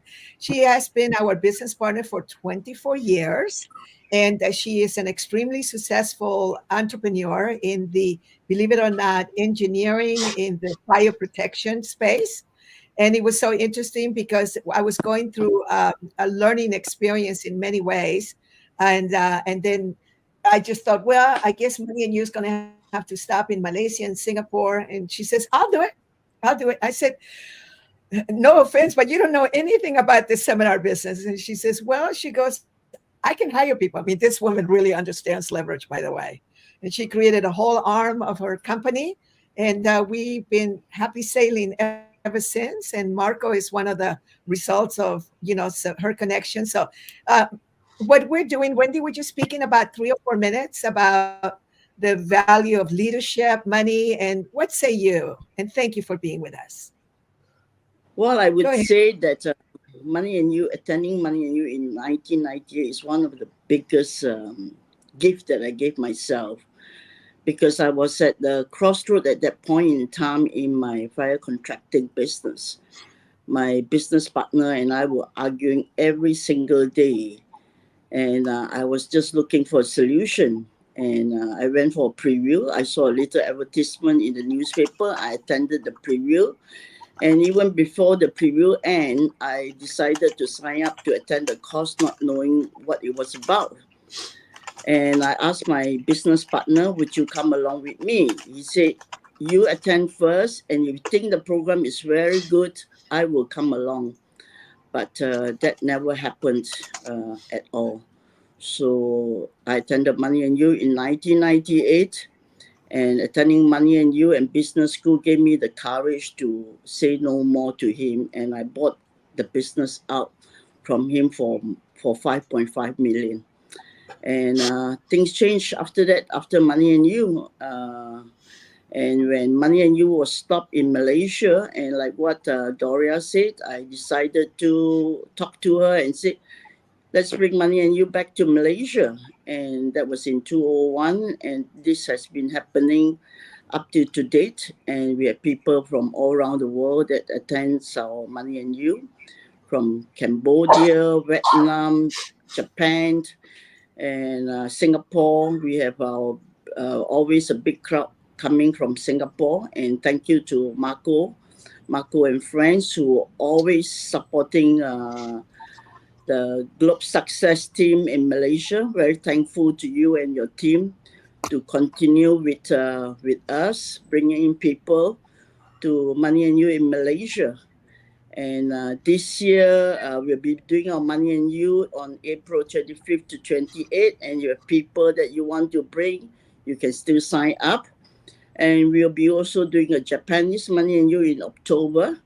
So you can come back to review after you have attended one Money and You. You invest once and you have a lifetime of free review in any part of the world. And that's what I love about this Money and You. Money and You, I'm always in the Money and You room whenever Money and You is done in Malaysia. And that gives me a lot of energy to go out and give back to society, because running a fire protection contracting company is not easy. You're continuously dealing with people who are so harsh on the ground. And for me, when I go into Money and You space and to come out, I'm able to give out a lot of love to the people out in the world, which we all need. I mean, Money and You, one of the things in the Money and You was I want to give love to the world.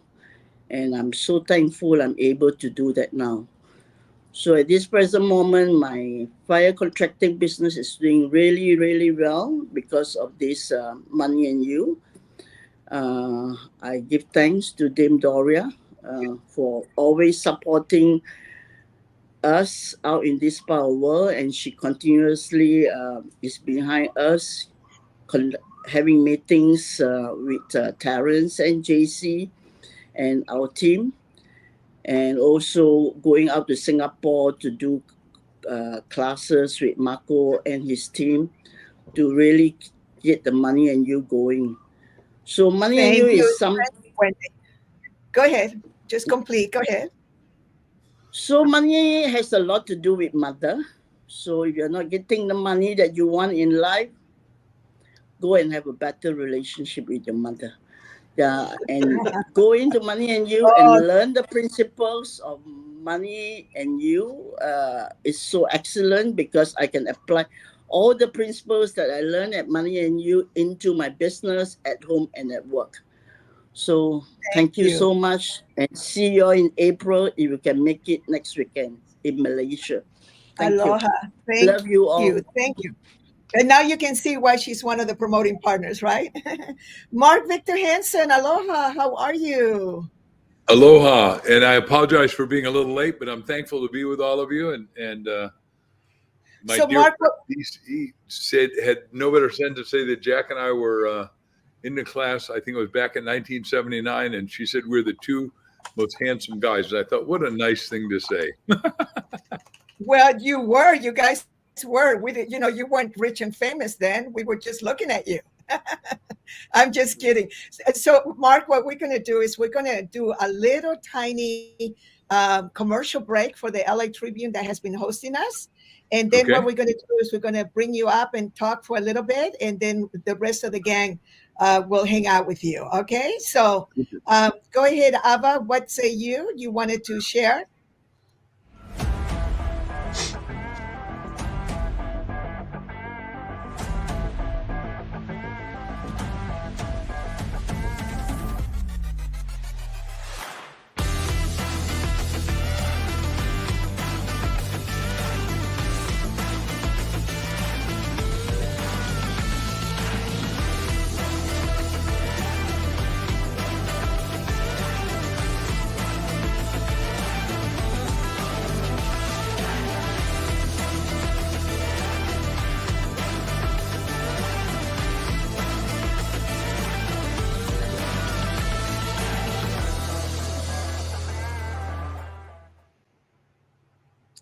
Thank you. Thank you so much. I'm going to be part of that, even though some of the days are at the same time as Money and You. So what I'm going to do is I'm going to go ahead and please forgive me for the rest of you that will wait. Mark is going to spend a little time in sharing with us not only about money, but also leadership, because this is going to be part of the week that they will be doing, the Leadership Week. So Mark, I'm going to go ahead and we're going to be bringing you up on your own. But I just wanted to just really thank you. Sometimes people, once somebody made the mistake of calling me a Buckminster Fuller protege, and I was like, a protege of no, not quite. But a protege of Buckminster Fuller is somebody that is absolutely so incredibly not only smart, but you really have to have a lot of genius. So I said, I am a student of Buckminster Fuller teachings. And then, of course, I had the opportunity to be with him, around him for 6 years, from 1977 to literally he was out at our business school in March of 1983, and he passed on July 1st of 1983. And what I really appreciate is the way that you not only learn from him, but you're truly somebody that also took his principles and everything else that you know, all about business, all about leverage, all about many of the principles that you learned, possibly at Money and You and many other places. But the way that you and Jack, what I can remember now, over 600 million books that have been sold of the Chicken Soup for the Soul series. And then, you selling that. So what I know that took a lot of leadership. So this conversation today is about money and leadership. So we'd like to kind of give you the floor for about 10 or 15 minutes for you to just really give us a very good kind of an overview of your experience of leadership and money. Thank you. I'm honored, thankful, and privileged, and I'm excited to talk to all of you. First of all, leadership is an inside out. You got to lead yourself before you can lead anyone else. That's obvious or tautological. And I did have the good privilege of traveling with Dr. Buckminster Fuller as a graduate research assistant for 7 years and owned 2 different geodesic dome building companies. So I learned what Bucky taught. He was born in 1895. By World War I, in 1917, he was being trained as an admiral by none other than Winston Churchill in London to win World War I, because Winnie was not yet probably ahead of it. Anyhow, what I teach very simply is just 4 things. Figure out what you want. And I wrote a whole book on that with my wife called Ask, The Bridge from Your Dreams to Your Destiny, a bestseller. And we say, look, all of you have a destiny code inside you. And you got to, before you go to sleep tonight, the most important thing is 101 times say, what is it that I'm supposed to do? Now, if you're spiritual like I am, you say, God, what is my destiny? God, what is my destiny? God, what is my force, universe, infinite intelligence, infinite love, whatever it is, your code word that you find acceptable, amenable to you. And if you're an atheist or an agnostic, I don't know what you're going to use, but because something built this universe, that Bucky would say it had a, when he wanted to kill himself after his daughter Allegra died, he was at the end of the pier in Lake Michigan, and he said 2 things: is number 1, is there a reason that I'm here? And he says, infinite intelligence came back and said, yeah, there's an a priori intelligence in the universe, and you're here to make humanity 100% successful. So that goes back to what Bucky did to Ask, what I did when I talked to Big G, because what we teach in Ask is ask yourself, ask others, ask God. I said, God, I went bankrupt. What do I do now? This is 1974, not too many years before I took Money in You with DC and Jack and I and all that. Anyhow, so I said, I want to talk to people that care about things that matter, make a life-changing difference. I met the right guy to do it. So 4 principles: figure out what you want. And I wanted to be a speaker. And then everyone said, man, you are the greatest storyteller. Do you have that in the book? So we did start to write books. I don't have one in front of me right now, but Stand Up, Speak Out, and Win. And back in 50 years ago, I sold 20,000 copies from the platform to a little bitty audience, 6, 10, 12, 20, 30, 40 people at a time. And we sold 20,000 copies at $10 each. They cost back in the prehistoric days $1. And amazing. That was $200,000. It's like making $2 million. So you got to ask what it is you want. Number 2, you've got to, the law says, put it in writing. You've got to have your own diary. What is your diary saying? I write 10 goals in my diary each and every day, new goals. Sometimes can be a repeat, but you just keep adding to it, because it's compounded consistency over time that results in a great result. Bucky Fuller would say, real wealth is ideas times energy. And he was Einstein's best student, and energy is infinite. It just is transmuted an infinite amount of times. And some of you are going to object to that, but given quantum physics and epigenetics, which is my wife's a great student of, but ideas, if you turn the switch in your brain to that, you're going to do an infinite amount of thinking like Bucky did and like he taught me to do. There's infinite real wealth. Real wealth equals ideas times energy, but you got to figure out what you want. Number 2, you got to put it in writing. Number 3, you got to see it before you can have it. I saw that I would sell 1 billion books. Now, when I wrote that and gave it to publishers, we got turned down 144 times. I take the blame, not Dr. Jack Canfield. He gets no blame on this. I take all the blame because I went, this guy's nuts. Nobody's ever sold that many books before. And I've sold, like she said, somewhere 500, 600 million. And people say, well, wait, why didn't you know how many you've sold? Well, I'm number 1 in Vietnam and number 1 in Greece right now. And those aren't recorded except once a year. So Guinness Book of Records, can't feed that back yet. Anyhow, so you visualize it to realize that you got to see it before you can have it. I saw that Jack and I would be number 1, and my goal at the front end was we'd sell 1.5 million in a year and a half. June 28, 1993, we come out. By December, we sold 1.3 million, so we're 200,000 short. But then next year, I said we'd sell 5 million, and we did. Then I said we'd sell 10 million, and we did. Then we started selling 15 million a year, and we did. And they've never stopped selling. And now there's 4 movies out and all kinds of stuff. So you figure out what you want. Number 2, it's got to be put in writing. Number 3, you got to visualize it to realize. I did a whole book and had a whole set of tapes. Flip Wilson used to say, what you see is what you get. And then the number 4 principle of leadership is most critical for your team. 1 and 1 equals 11. This is where you have a mastermind alliance. Now, the guy who really figured that out and then gave it to Napoleon Hill in a 3-day interview in New York City at his mansion at 95th and 5th Avenue, Andrew Carnegie, who I love and like and respect and admire built all the libraries. He was Library 2.0. I own a publishing company, Library 3.0, Mark Victor Hansen Library, where we ghostwrite people's books, which is changing the world because we're doing stuff that no one's ever done in fiction, nonfiction, and most importantly, biographies, where we take people's impact stories and bring them to life, because every one of you has a great story.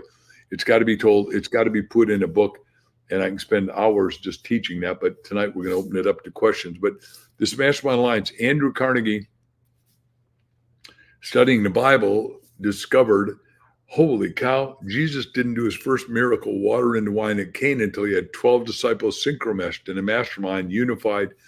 Judas went sideways later, but and caused the ability to produce miracles. So Andrew Carnegie says, I'll become the creator of industrialization. Didn't matter that he only had a third grade education. It mattered that he was doing exactly what Dr. Hill said, think and grow rich. Just like what we teach, and because we're talking about money, I got a whole money book series, but 1 Minute Millionaire, this is my corporate colors, purple and gold, and butterfly is the universal symbol of illumination. I wrote it with an astrophysicist, Bob Allen, who wrote 50 Ways to Do Nothing Down. But I only think if you're going to write a book, and I want you all to write a book, it's got to be unique, it's got to be inevitable, and number 3, it's got to be transformative to the reader. But our books, this is 2 books in one. So it was the first book ever that was #1 fiction, nonfiction. We melted down Amazon. We sold so many so fast. But on the left-hand side, you got your left brain, right-hand side, your right brain story. And if you can see it, and Random House had given us $1 million before we wrote it, because Bob and I had sold so many books. But there's a little butterfly in the leaf. And if you see it, the butterfly goes up to the top and flies to freedom. The 4 freedoms you have, and then I'll open it up to questions or discussion or whatever you want to say, or objections. But you want financial freedom, whatever that means to you. Whether it means earning $100,000, you earn, learn, and return a year, or $1 million a year, it's no different. The subconscious, when you buy it, will figure out how to do it. And it's easy for 10 million. And now we got 3,000 billionaires in America listed by Forbes. I say there are 6,000, because a lot of the billionaires we're writing biographies for right now, like John Paul DeJoria and Lyle Anderson and Colleen Wolfswinkel. These guys and ladies are invisible to the public. They're just simply not known at all. So what happens is that you figure out what you want, you put it in writing, you visualize it to realize it, and then you put together a team to get your dream. And I redefine team as an acronym, together everyone accomplishes miracles. Every one of us has miracles. If you're alive, you're here to create miracles. You're here to, if you're made in the image and likeness of God, assuming you buy that, and I respectfully understand, we got Buddhists online, we got Zoroaster, we got Islam, we got everybody online. I don't care. That's not the point. There's only one spiritual system as far as I'm concerned. But the point is, you decide what works for you in that spiritual system. If there's this infinite intelligence, we'll call the AI of all AIs, to use current vernacular, not Upanishads or Vedanic literature or anything else, or the Akashic records. If that exists, and I say that it does, then you go from the place where everything's possible in the spiritual world into the mental world, into the physical world, which gives you back to your results. And everyone should become a millionaire, because I'm going to finish with this line and I'll open it to questions. Poverty only belongs in one place: a museum. We have enough for everyone to become rich. It's no longer how big a piece of pie gets, how big you make the pie. Pie is consciousness. There's never been more generalized wealth. Money and you need to be taught to everybody so they can make themselves get out of survival into surplus, into abundance, into plenitude, into more than enough, so they can really, as I said, the 4 freedoms a minute ago. Money freedom buys your time freedom, so you can do what you want. Money freedom buys time freedom, gives you relationship freedom. I've got relationships over 50 years old that I totally trust, work with, and love and like and respect and admire, that we communicate with a regular basis. And then that buys you your thinking freedom, so you can be passionately on purpose about something that's meaningful to you, that's going to make a significant quantum difference, an exponential difference, because you're here exponentially. I'll finish with this, as I said a second ago, is 2, the sperm and the zygote got together. Now you're 100 trillion cells. Your heart beats at 72 beats a minute. You multiply that out 365 years, that is 37 heartbeats a year. That's exponential. You plant an apple seed, it becomes an apple tree with 1 million apples during its lifetime. It can make an apple orchard, and we could feed humanity apples. There should be no shortage of anything. Bucky would say that we just haven't designed the planet right to take care of the 8 billion, which we can easily host 12 billion, and Elon Musk says 20, because we know more stuff now than ever before. If we have, back to number one, the want, if we ask ourselves, how do we do it? Your mind can't ask anything teleological without finding the answer. And I've got lots of answers to lots of cool stuff. So, and it's not a distribution problem. We got stupid people breaking down bridges and that and stopping distribution, somebody wrote, because there is sufficiency when there's sufficient thinking. We don't have sufficient thinking going around. That's why this course is so important. We need to focus on, Bucky would call it divine science, design science. Okay, with that, I'll open it up to questions. Okay, so thank you so much. So very quickly, I just wanted to say thank you for that. That is such a great explanation. And what I like to do is I like to invite you to a Fridays with Doria, which is an event that we do where we can talk for an hour, 90 minutes, because I just want to go over with you, because the plan has already been designed. It would only cost about $60 billion to eradicate hunger on the planet, but I added 40 billion because, you know, things always cost more and they take longer. And we already had an example with Ted Turner, who contributed $1 billion to the UN and created the UN Foundation. Can't remember how long ago. Somebody Google it and tell me, 20, 25 years ago. But Ted Turner demanded that he ran it and didn't let idiot government guys run it, because they've never run a business. They don't know how to run a philanthropy, and they don't know how to run the UN. But still, you remember but the part that I wanted to say about Ted Turner, I know that's a whole other story, but even billionaires need installments, right? So if he paid 100 million for 10 years, right? He did pay that 100 million. And so all I'm saying is that the answers are already there, but let's have that conversation at another time, because it is so good. And I know that our thinking is so similar. So, and I just want to make sure, though, that let's open it up with some of the other people. Let's bring them back up. Because what we have here is, I wanted for you to meet Real Bergen Doyle, and because she's actually our promoting partner in Australia and New Zealand. And so I wanted to just have her have an opportunity. Can you all mute yourselves, please? There's somebody making a lot of noise. Thank you. So what I'd like to do is I'd like to just have the opportunity to be able to ask you the question. And Real, this is going to be part of your audience now, of your conversation about leadership and money. So it's a combination of the two. I know you can do it, but go ahead. What would you like to connect with Mark about? You are on mute, I believe. Sorry. Nice to meet you. Nice to be here, everyone. Thanks for having me, Doria, and nice to meet you, Mark. Nice to meet you. A funny story from 100 years ago. I have a mobile number for you in my phone. I have no idea. I think we met back when I did Money and You in the very early 90s, somewhere along the way. So I just sent you a text to see if it still works. So say hello if it does. Well, by the way, I'll look and see if it does. I got to tell you that I love Australian and Aussies, and do a lot of shows and a lot of Aussies when I did not get it. So wait a second. Hey, I did get it. You're a six. Yeah. Yeah, I haven't changed it. Okay, cool. Stay on purpose, Real B. We got to keep going. I guess from my perspective, I was lucky and blessed to do Money and You in 1992 at the ripe old age of 22 years old. I'm a lot older than that now, and I have used what I got from Money and You in every aspect of my life. Pretty much every accomplishment I could put down to something I learned at Money and You. I once raised $1.8 million in 2 weeks using a strategy I learned at Money and You. I created a non-profit foundation for teenage kids to inspire them about entrepreneurship and business, most of whom were underprivileged in my audience. I grew that to 3 countries, and we impacted just under 20,000 teenagers. So, and then business endeavors, everything I've done. has really come down to what I learned at Money and You. And for me, Money and You was a double piece. One was my parents had just not long broken up, and it was awful. And I thought I was in the world of there's something wrong with me, there's something wrong with life, and I got that complete at Money and You. And I also learned enough to start my first business with $1,100 to my name 6 months after I graduated, which I then successfully sold a few years later for a lot more than $1,100. So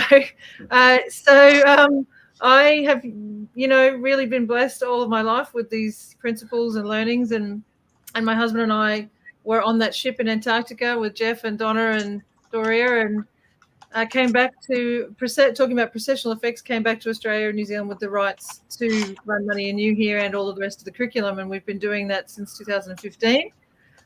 Made it through COVID of being shut for 2 years and 2 months, but here we are still going. And I will say the other thing that Money and You makes available is that I work with people to grow their businesses significantly. So say $100 million business, I'm taking them to $500 million, $20 million business, taking them to 100. All of my clients go through Money and You, and I actually think it is the special sauce to them being able to move what they move in the short period of time that we work together to get those kind of results. I'm talking moving those kind of numbers in a year to 2 years. It's significant. And I really think it's the secret sauce of Money and You and the other programs that actually helps them work with me to do that. So, and it is a leadership conversation. I love what you said, Mark, about you have to lead yourself before you can lead anyone else. And then you said, oh, that's pretty basic, everyone. But fundamentally, it's ultimately what we talk about at Money and You, right, is the premise is personal responsibility. And I guess I translate that into personal leadership and how you lead yourself and others in the world to make the difference you're committed to making. So I love your 4 financial freedoms. I wondered if you could say a little bit more about those. I could, but let me just do it from an objective point of view, from my point of view. I've been to Australia 12 times with my wife a couple of times. Anyhow, we love Australia and Aussies. What I don't love is the fact that your government is going socialistic, because there's only of the 3 basic systems. Capitalism, which is, I'm a flaming capitalist, and I believe, because I'm an American, that you got to add the constitutional capitalism with free enterprise, and now you got an invincible government. But socialism, fascism, communism have all been tried, tested, and don't work.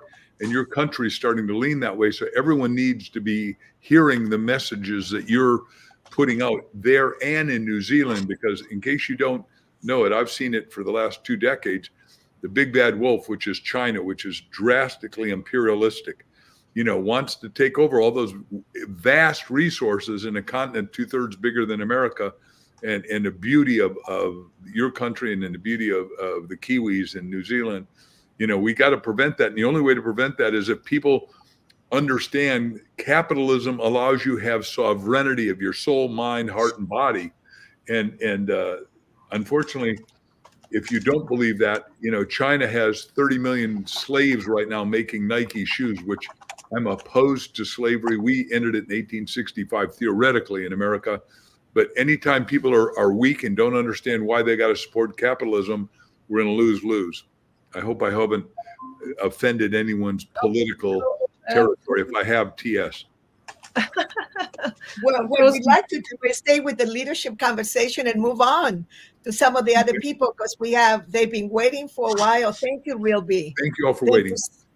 So thank you so much. What I wanted to do is let me just go ahead and go to our Spanish language leading instructor. So I wanted you to meet Elias, and that he is from Venezuela, but has lived in the United States, has lived around the world, and now lives in Australia. Elias, just anything you would like to share? Yes, thank you. Thank you very much, Doria. Nice meeting you, Mark, a privilege. What I like to share is the fact that Money and You, I've attended Money and You 3 years ago, and the shit has been short of I don't know how words to express it, but from the very beginning of the program, the instructor said something that I never really understood until the end of the program. And he said, that human beings are the happiest when they learn something. And I heard that at the time, and I said, okay, I've learned a lot over my life because, like I said, I just did it recently 3 years ago, and I'm going to turn 50 this year. And I said, yeah, I've learned a lot, but I'm not necessarily overly happy. And then through the program, I felt the value of the experiential learning. And I walked out of the program with a huge list of principles that I needed to explore in depth. But if I was to reduce it to 2 of them, it would be, and it's been mentioned already around this conversation, which I love, is the fact that there's no scarcity in this world. It's all abundance.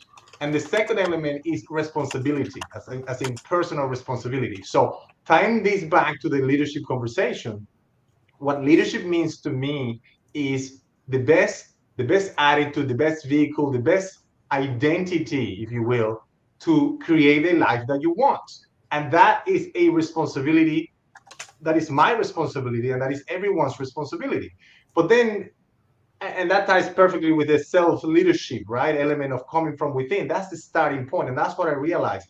But I also realized that I don't have to do that by myself. I don't have to take everything on by myself. So that's where the stacking of the many principles that you learn in Money and You became very valuable to me. Is the leverage, is the synergy, is the collaboration, is the allowing others to love and support me. I don't have to do it by myself. And also, I don't have to do it just for myself. I can do it for everybody else. So my background is I'm an engineer. I left the corporate world after 15 years. I traveled the world, 6 countries in 20 years. Landed here in Australia, and I said, I want to do something different. So I got distracted and ended up back in the energy sector working as an engineer. But eventually I realized 3 years ago after when I knew that I needed to really double down in what I wanted. And what I wanted is to create something that was aligned with my purpose. So again, that question of what do I really want that Mark pointed to, it resonates a lot. What do I want? And I'm still fine-tuning that. But I'm with courage, which is another principle, stepping into it. And today I've developed a program that is called Financial Freedom with Purpose, because it's not about the money. The money is good. The money is a vehicle that is needed. So leadership is the starting point. Money, the way I see it, is an expansion tool, right? It's a magnifier, of course, and it's needed. It's not the most important thing, but there's no reason to not have it. So it's about financial freedom with purpose. Yes, the money, the financial freedom, but it's about the purpose. So I love what Mark said about the 4 freedoms, because that tied into that element for me. The beginning, the first freedom being the money, and the ultimate freedom being the purpose and the impact and the contribution that we make, because that is the reason that I see for life. And as a leader, that has to be my responsibility, and not from the point of view of a blame responsibility, not from who's at fault or what's to blame, but the responsibility from the point of leading from a commitment to making something better, which ultimately is going to make this world better. So that's my view on it. Right. First, I agree with everything you say. And the point is, each of us needs to get so much financial freedom that we can make the world work. You, as a multi-language person, ultimately, we got to bring it back to even Venezuela and all of Latin America, because there's 500 million people. Demographics was big for Bucky, and he said the goal for each of us, and I nominate all of you to participate, is I'll grail you, so to speak, like Bucky did me, is how do we make the world work for 100% of humanity, making all of us physically, economically, and spiritually successful, whatever that means to us, right? It could be a little bit or a lot. That's not the point, but there's enough for everybody for the first time in human history, thanks to technology. And the technology is booming. And I'm not saying be in technology. You can be in a boring, bland old business and start aggregating and making a fortune. So I don't care where you make your fortune, but there's what we wrote in 1 Minute Millionaire, there's a million ways to make a million. There's one right, perfect, easy, acceptable way to every individual. And that includes people that are ADD, ADHD, special needs, handicap, all that. So we're in a unique time in history where we can elevate all of us to higher levels and then elevate our consciousness. So bravo, and thank you for coming out of Venezuela. And I hope you send letters back and videos back to get all those people understanding there's more than enough in Venezuela and we got to quit having riots and stuff. And I know I shouldn't do anything political, DC said, so I'll drop that. Yeah. You're on mute, Doria. You're on mute. DC? You're still on mute. Sorry. Thank you so much, Elias. Thank you so much for being with us. And what I want to do is, before you need to go, Mark, I just wanted to very quickly, we have some very important people here. Dr. Serge Gravel, he is my executive director of my foundation, which for all intents and purposes, I haven't truly launched yet. I'm the only one financing it. And it's a whole other story. We are doing something else for right now, but we're going to be paying quite a bit of attention to the foundation in the next few months and things. And what I wanted to do was I just wanted for you to meet Dr. Serge Gravel. Dr. Serge, you want to say anything to Ken? Hello, Mark. Excuse me, to Mark. Nice to meet you, Dr. Serge. A pleasure meeting you. I really enjoyed your 4 principles. Very simple, straightforward, and I think a lot of viewers today will appreciate that. So thank you very much for being with us. Just one quick question to you. Sure. Is about abundance, poverty, hunger. My belief is that it is not a resource issue. It's not a distribution issue. It's not a technical issue. It is a human race issue. I don't know if you understand. Totally agree. It's the old oligarchs that are going to disappear, because with all this information freedom, for the first time, a lot of us are getting the true information. We're saying, hey, wait a second, nobody should be poor. This is absurd that anybody is into any level of have-notness, because there's more than enough for all of us. And we waste more food than we need to. And we have plenty of good distribution if we want to use it. There are plenty of people that can figure that out. We have a school here at ASU and GCU, right where I live here in Scottsdale, Arizona, and Phoenix Metroplex. And they've got, Crystal and I have sat at different meals with people that do supply chain management, and we're doing a book with a guy who is the biggest trader in Asia. He, back in 1965, graduated Thunderbird, the biggest trading school in the world, right here in Scottsdale Metroplex, and went to Asia when there were ox carts. His name is Merle Heinrich, and he helped build companies like Toyota by writing magazines. Went to Sony. He went to Samsung in Korea, and just that. And they bought a little bit of stock in each one, so he's really well off. But we're doing his book because we need more trade, not less. And to use a spiritual antecedent, Solomon never had a war around him because he had 20,000 Phoenician ships out doing business, 12,000 chariots doing business. And what he did is he orchestrated, he asked God, make me the wisest man in the world. And on top of that, he got fame and riches and promotion and some stuff he didn't want. But the fact of the matter is, I expect he didn't want, but the fact is, he got trade working so no one has to go to war, which is exactly what Money and You does. Is if we have this collaboration, there's more than enough, and we start to do business and trade, money is infinite, like the infinite sign, and we can go forward, Serge. So I am very thankful that you see all that. Well, I look forward to have you with Doria on Fridays with Doria. Doria, one thing I'd just like to add, about 30 seconds here. I did an experiment today, and I'm thinking the whole time I was listening to all the leaders here and all that, okay, what can I say about money and leadership? So one experiment I did today that was mind-blowing. Here it is. I looked at my notes that I took 20 years ago at Money and You, and I wrote down all the key elements of leadership and money that they were related to together.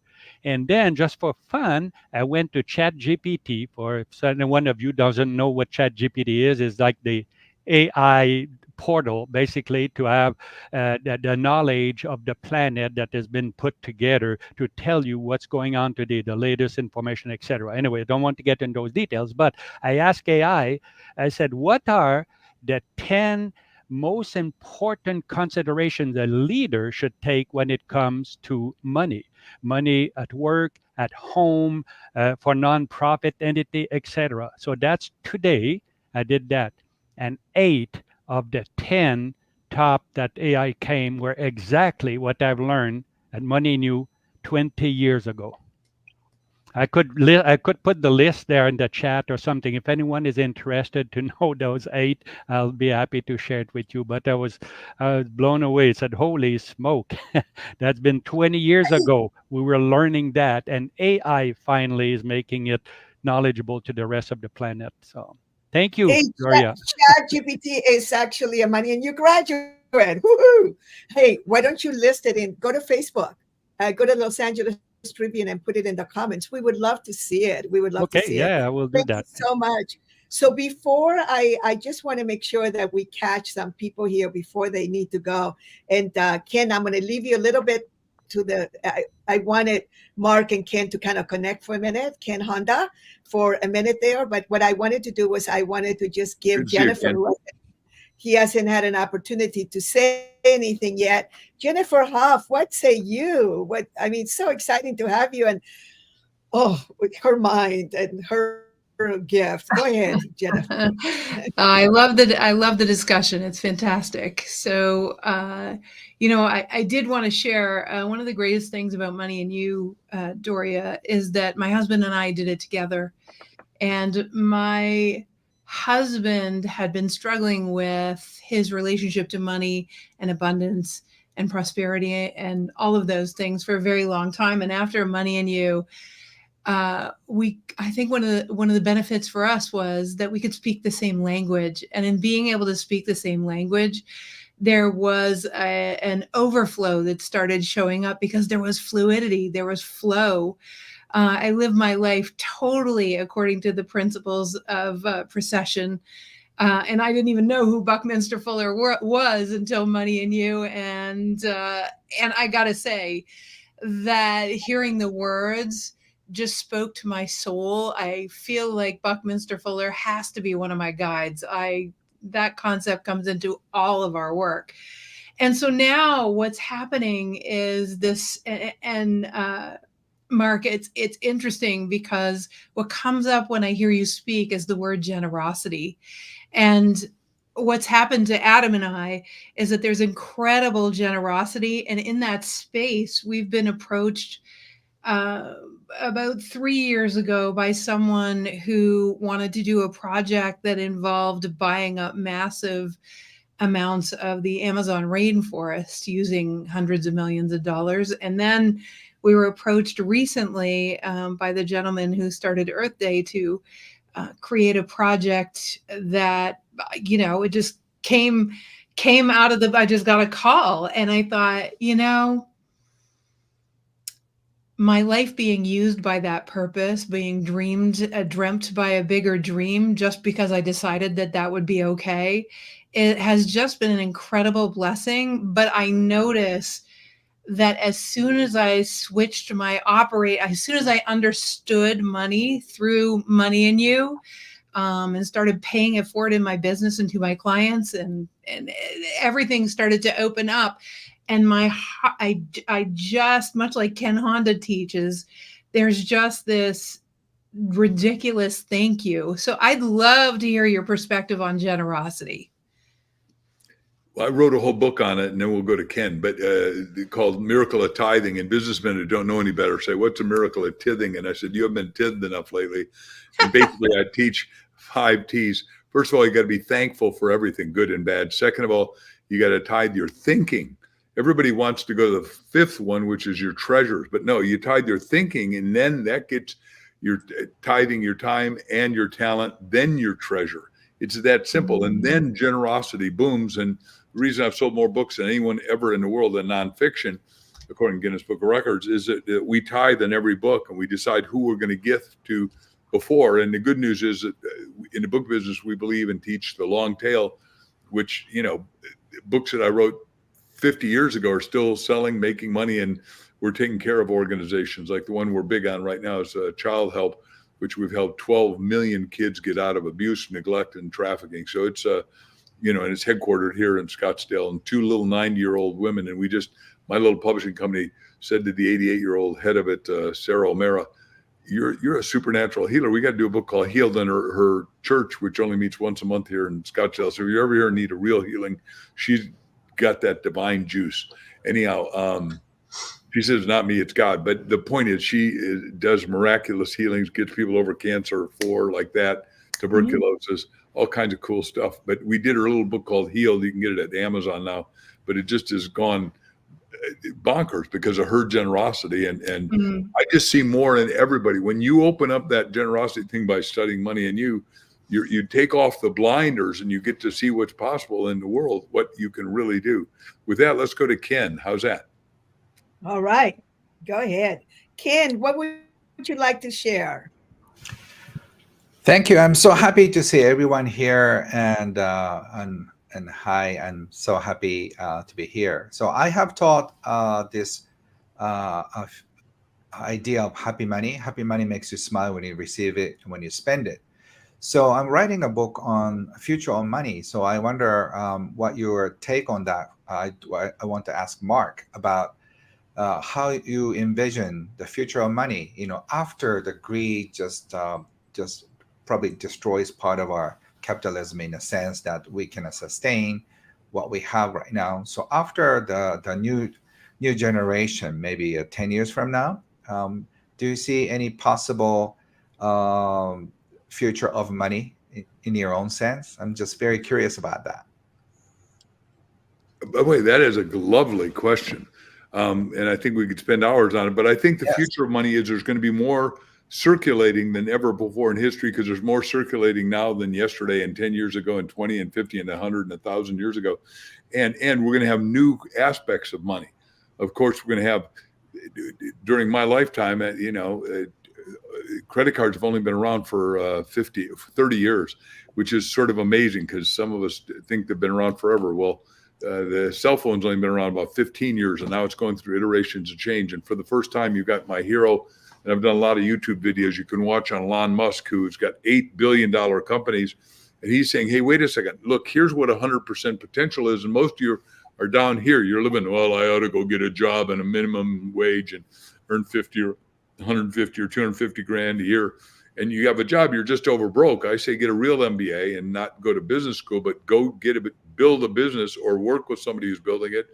And second in command at a lot of businesses, like at Apple Commuter, you got Tim Cook, who is worth $100 billion, but the company's worth $3 trillion after Steve Jobs died. So I think there's going to be more money, more people make more money, more people do more good with money than ever before. And we got a lot of, you all know the law of polarity, and in Asia, Ken would teach you that yin and yang is crisis equals opportunity. Well, we're at the biggest time with the most crises in the world. And so what does that mean? It means we got the most opportunity, but opportunity always comes with work clothes. It means you got to roll up your sleeves and go to WORK, which comes before success in real life, but not in the dictionary. And I don't know how to answer it, Ken, say that we got to get everybody to understand what you said, the happiness of money, but the joy of work. I mean, at 70, I haven't had to work since I was 30, but I love doing what I'm doing. And I plan to live to be 127 with options for an oil because I'm in peak health. And when Money and You would teach that when you have a high quality of life, you want to have a high quantity of life. Now, if you have a crappy life, why want to live even 10 minutes more? And you got all those idiots that are rich, and I name them, but I know DC will go crazy if I name who I don't like. But, they're saying, well, the population is 500 million. You can watch these idiots on YouTube. No, you're not God. God made 8 billion, so you must be okay with it. And we have a population decline, not a population incline right now. And I can talk to all that. So we actually need more people, just like Elon Musk and I are saying. And our family, we have 5 kids, 6 grandkids, but we'll have 12 before the game's over because our kids are still having kids. And so are all my brothers and their families. And Crystal's 1 of 9, I'm 1 of 4. So I'm really keen on big families. I know that isn't what your question was, but as you have big families, every time you have a new kid, it's going to cost now $500,000 each. Somebody's got to go out and earn, create, and contribute at a level they haven't done before, because nobody should be saprophytic on a governmental system. I'll stop there. Thank you so much. Yeah. And thank you for behaving, Mark. You're so good. So just a couple more. We got to go to Marco. Marco is one of the most beautiful Singaporeans. Yeah. And he has a real estate education business. He has over 1,000 members in there. But what I love about it is that they're supporting a lot of the Singaporeans, even though there's no poverty in Singapore. There are people that still are not reaching their dreams, and he uses real estate to support small business people. And he brings lots, and sometimes a third, half of the people in Money and You are recommended by Marco. So he is like a great ambassador for us. And I know that he hasn't had a chance to share. What about you, Mark? What say you about leadership and money, and a question that you may have to Mark? Well, if you want to be a leader, you have to take lessons.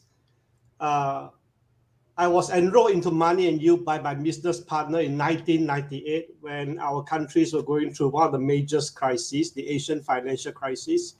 And subsequently, after learning Money and You, I wind up the business. It went bankrupt.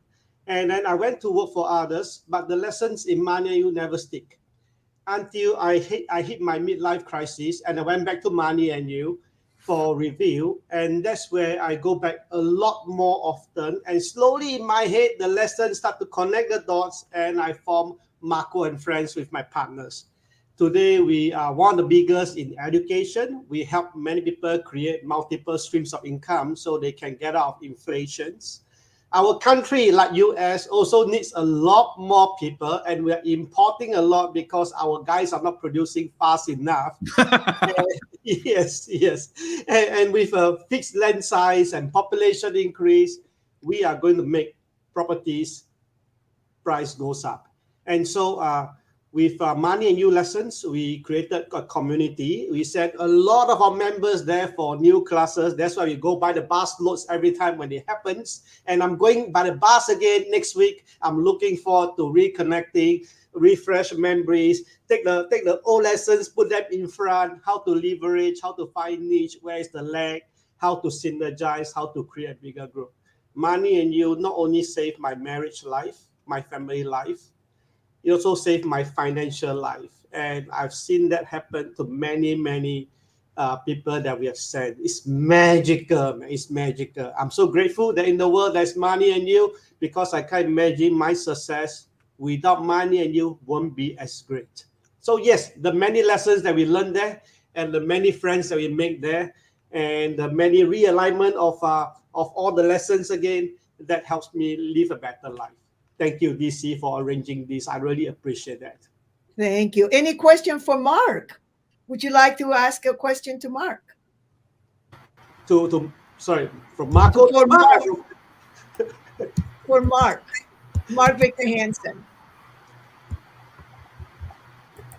Mr. Hansen, your book has always been inspiring. I really hope to meet you in person one day. If you ever do a master class in US, let me know. I'll be more than happy to put my schedule aside, and I would love to get on the plane and be with you for a few days. Well, thank you, Marco. We're going to do that again. I've been to Singapore a gazillion times. Matter of fact, the most extravagant mansion, I got to spend one night there. The Wrigley Mansion, the guys who did chewing gum during the Depression and made a penny a stick of gum. He had a house there, and we stayed at that house. We stayed at a different time at the Mars Candy House, which is just all marble and just beyond exciting. I love Singapore. For those of you who haven't been to Singapore, it's one of those great places to go. And if you're ever going to go to the Maldives or somewhere else, you got to go through Singapore. So it's an exquisitely exciting, wonderful place.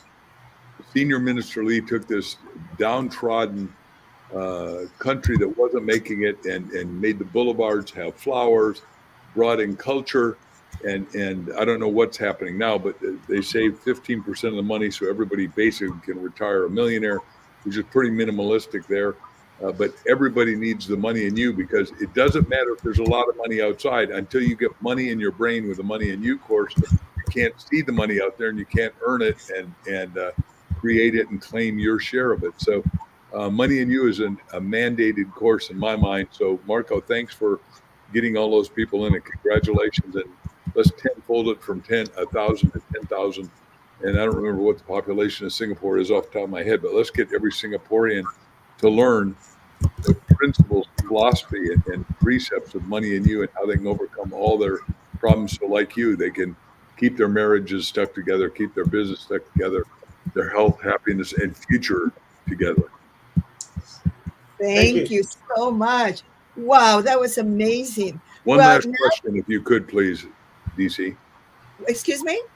Just do one more question. I've got to depart. I'm Oh, afraid. of course. We're going to give it to Maria because Maria, she actually had very little time a little bit early, and we had her come back. So, Maria, what say you? What would you like to ask? I know you're going to see Mark next week, but Well, we have a mutual friend, our business partner, Patrick, is having a soiree in Scottsdale. So I don't know if we'll see you this week, Cool. Mark. The one on the 18th? Yes. By the way, So- for those of you that don't know, here in Scottsdale, we've just built a $2 billion hotel. They bought the name from Caesars, and they call it Caesars Republic. And one of my guys that we're doing books with has invited Crystal and I, and we get to be the honored guest speaking. And it will be quite an event as the opening of this $2 billion hotel. And because that got done, we're building another couple. It's sort of Arizona is the head of data centers in America, because while we're a desert, we have smart people here, and I'm going to make us the literary capital of the world. I mean, it's the literary capital started in Greece, obviously went to London, went to Boston, went to Silicon Valley.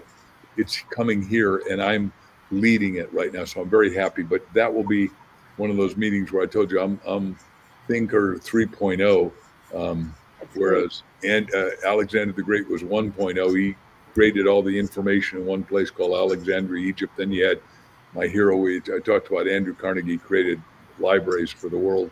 And then I'm 3.0. I'm going to get books to 8 billion people, which is, I told you, you got to ask for what you want and have big, audacious goals that are impossible to do. If you can do your goal, it's not a goal. It's not even worthwhile. If you say, well, I just want a new car. Well, hell, everybody on this call is old enough to have probably bought a car at one time or another. It's great. Well, this is wonderful. It's wonderful to see you. I'm glad I'm going to see you this week. I had two real quick things I want to say. Sure.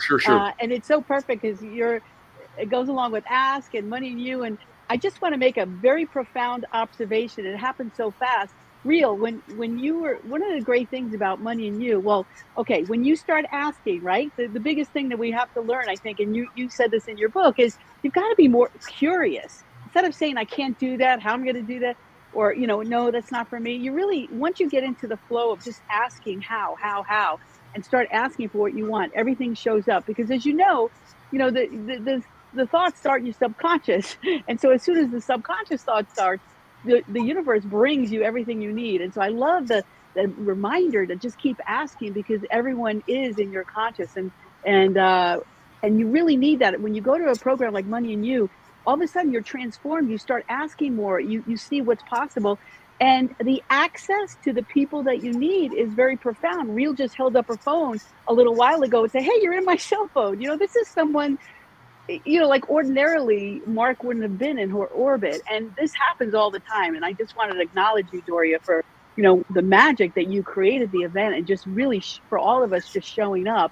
And the other thing is I want to give you some credit to that. So you've always been in my ear for years. And during COVID, my partner and I wanted to really tackle the housing crisis, and we started a tiny home manufacturing company, and we're now one of the, we're just growing so fast. But You're out Buckeye?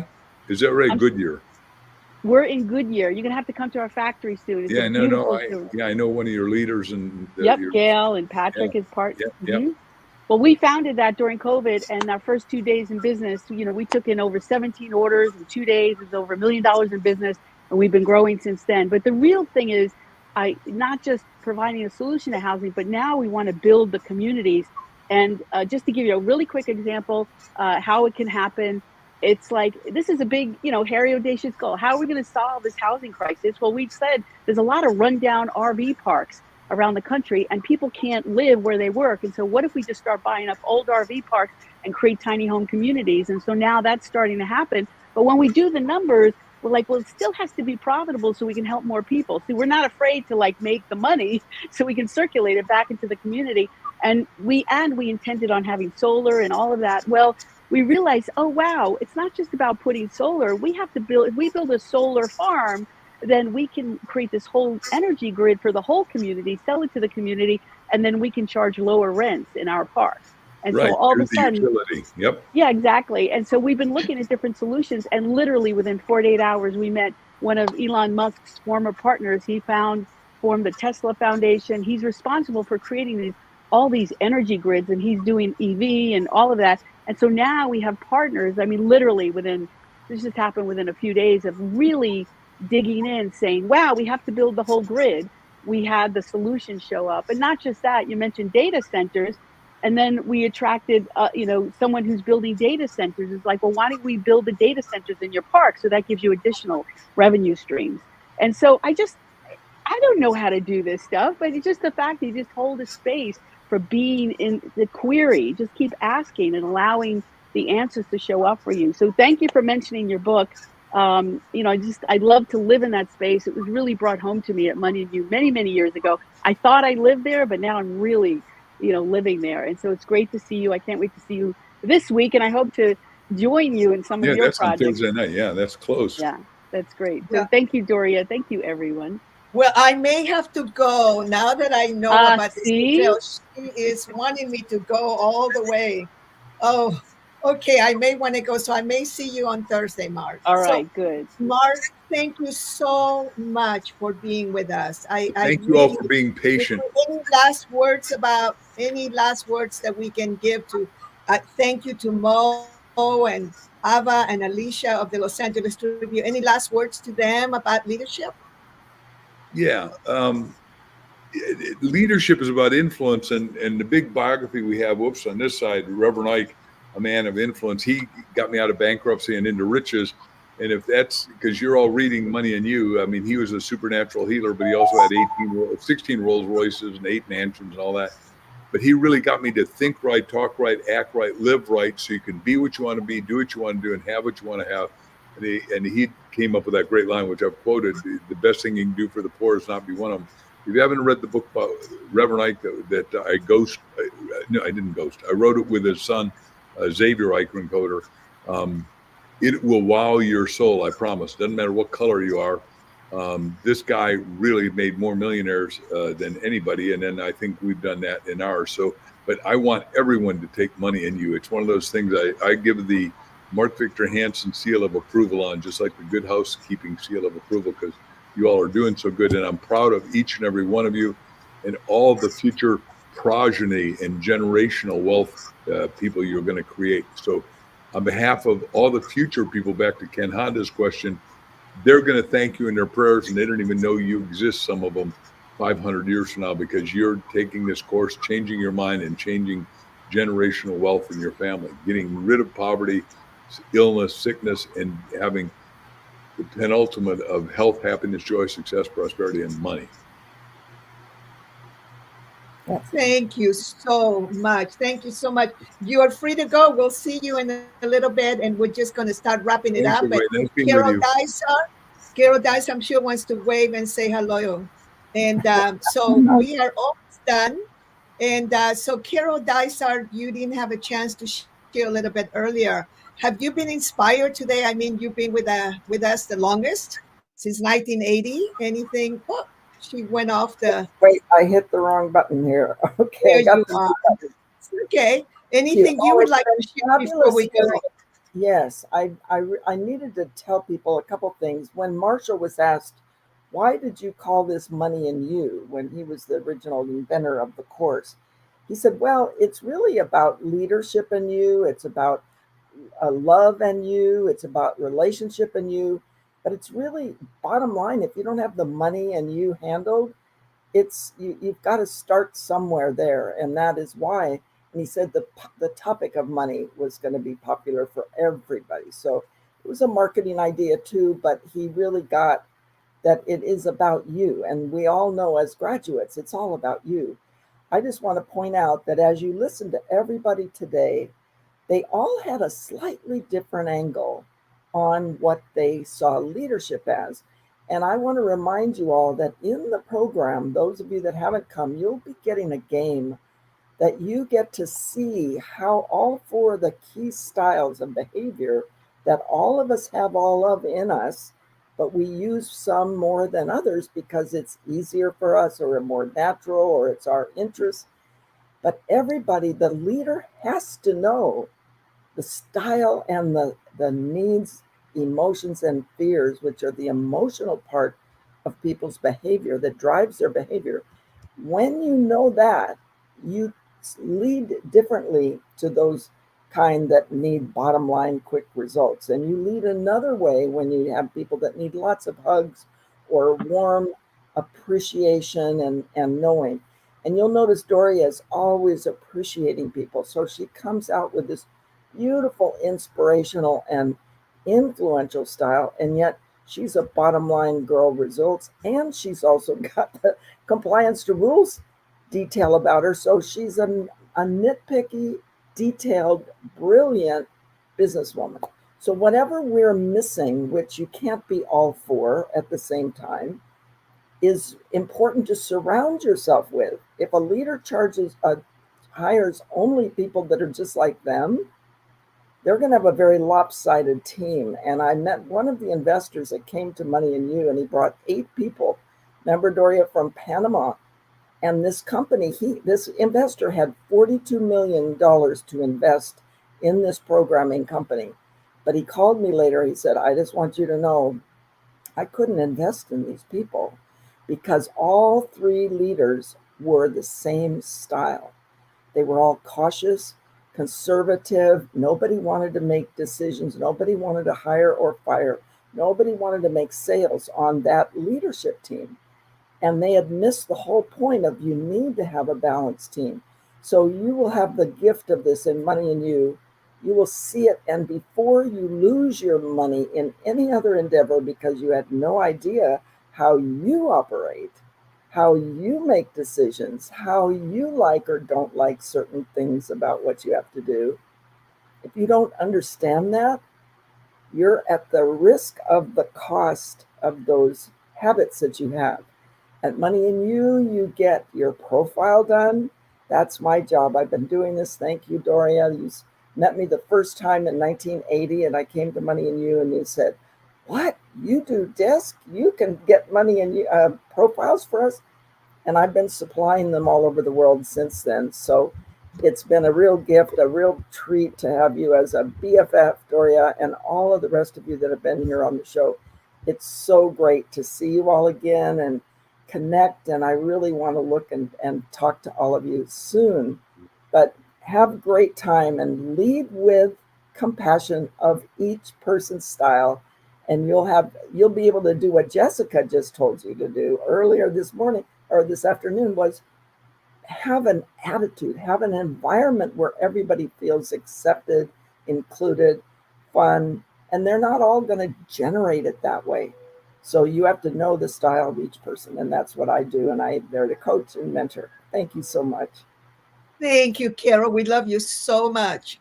Love you, love you, love you. So many people have wanted me to replace DISC. They have taken me out to dinner. They have treated me to weekends in the most amazing places. And I tell them that it has to do with culture. You know, you can go anywhere in the world and say, hey, what is your DISC profile? And people know it, except in Japan where it's not allowed. It's an interesting thing. Well, we have to handle Japan. Anyway, so I'm working with Laura, so we're going to have a Spanish DISC aficionado. She's working side by side with me, and she'll be able to be our DISC. Oh, I know that. I'm not worried about any other language. Thank you. So we're going to finish up with. Sorry, did you? That's it. Oh, okay. So we're going to finish up with Jessica. Then we're going to go to our beautiful Barbie, and Aziza may want to say a word last, and so.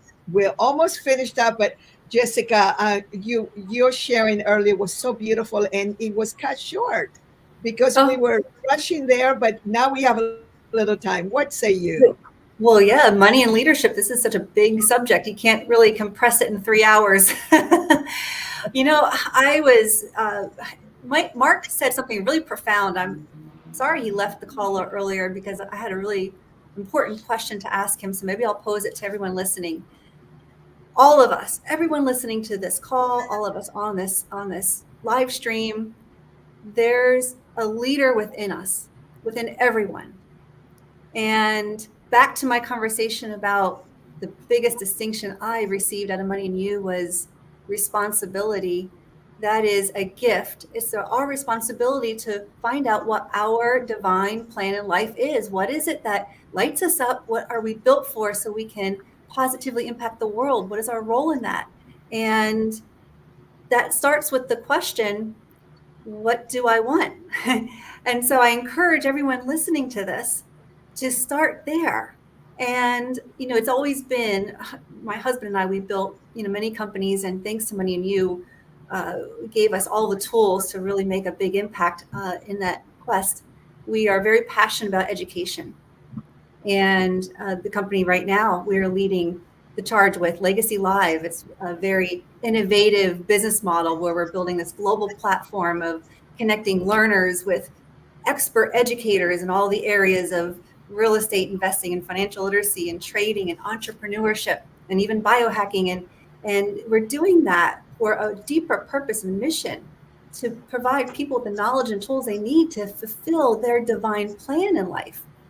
So this is really biggest joy for me to talk about, but I just want to leave that word of inspiration to everyone listening, is to step into your leadership role and find out what your true purpose is in life. And of course, go to Money and You so you can accomplish it.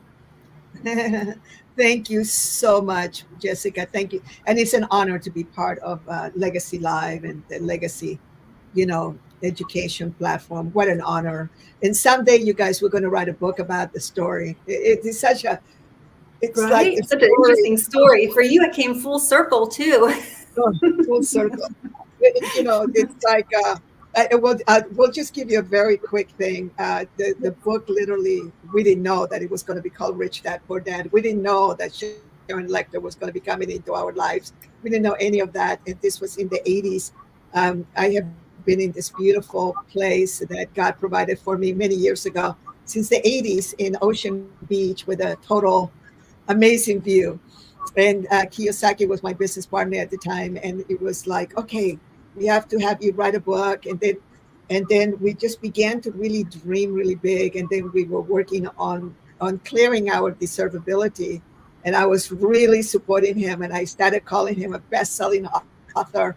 And I'm sure when he went to one of the biggest events that he had in the United States was in, where's New York? The big, what is it called? The one with 18,000 people? You're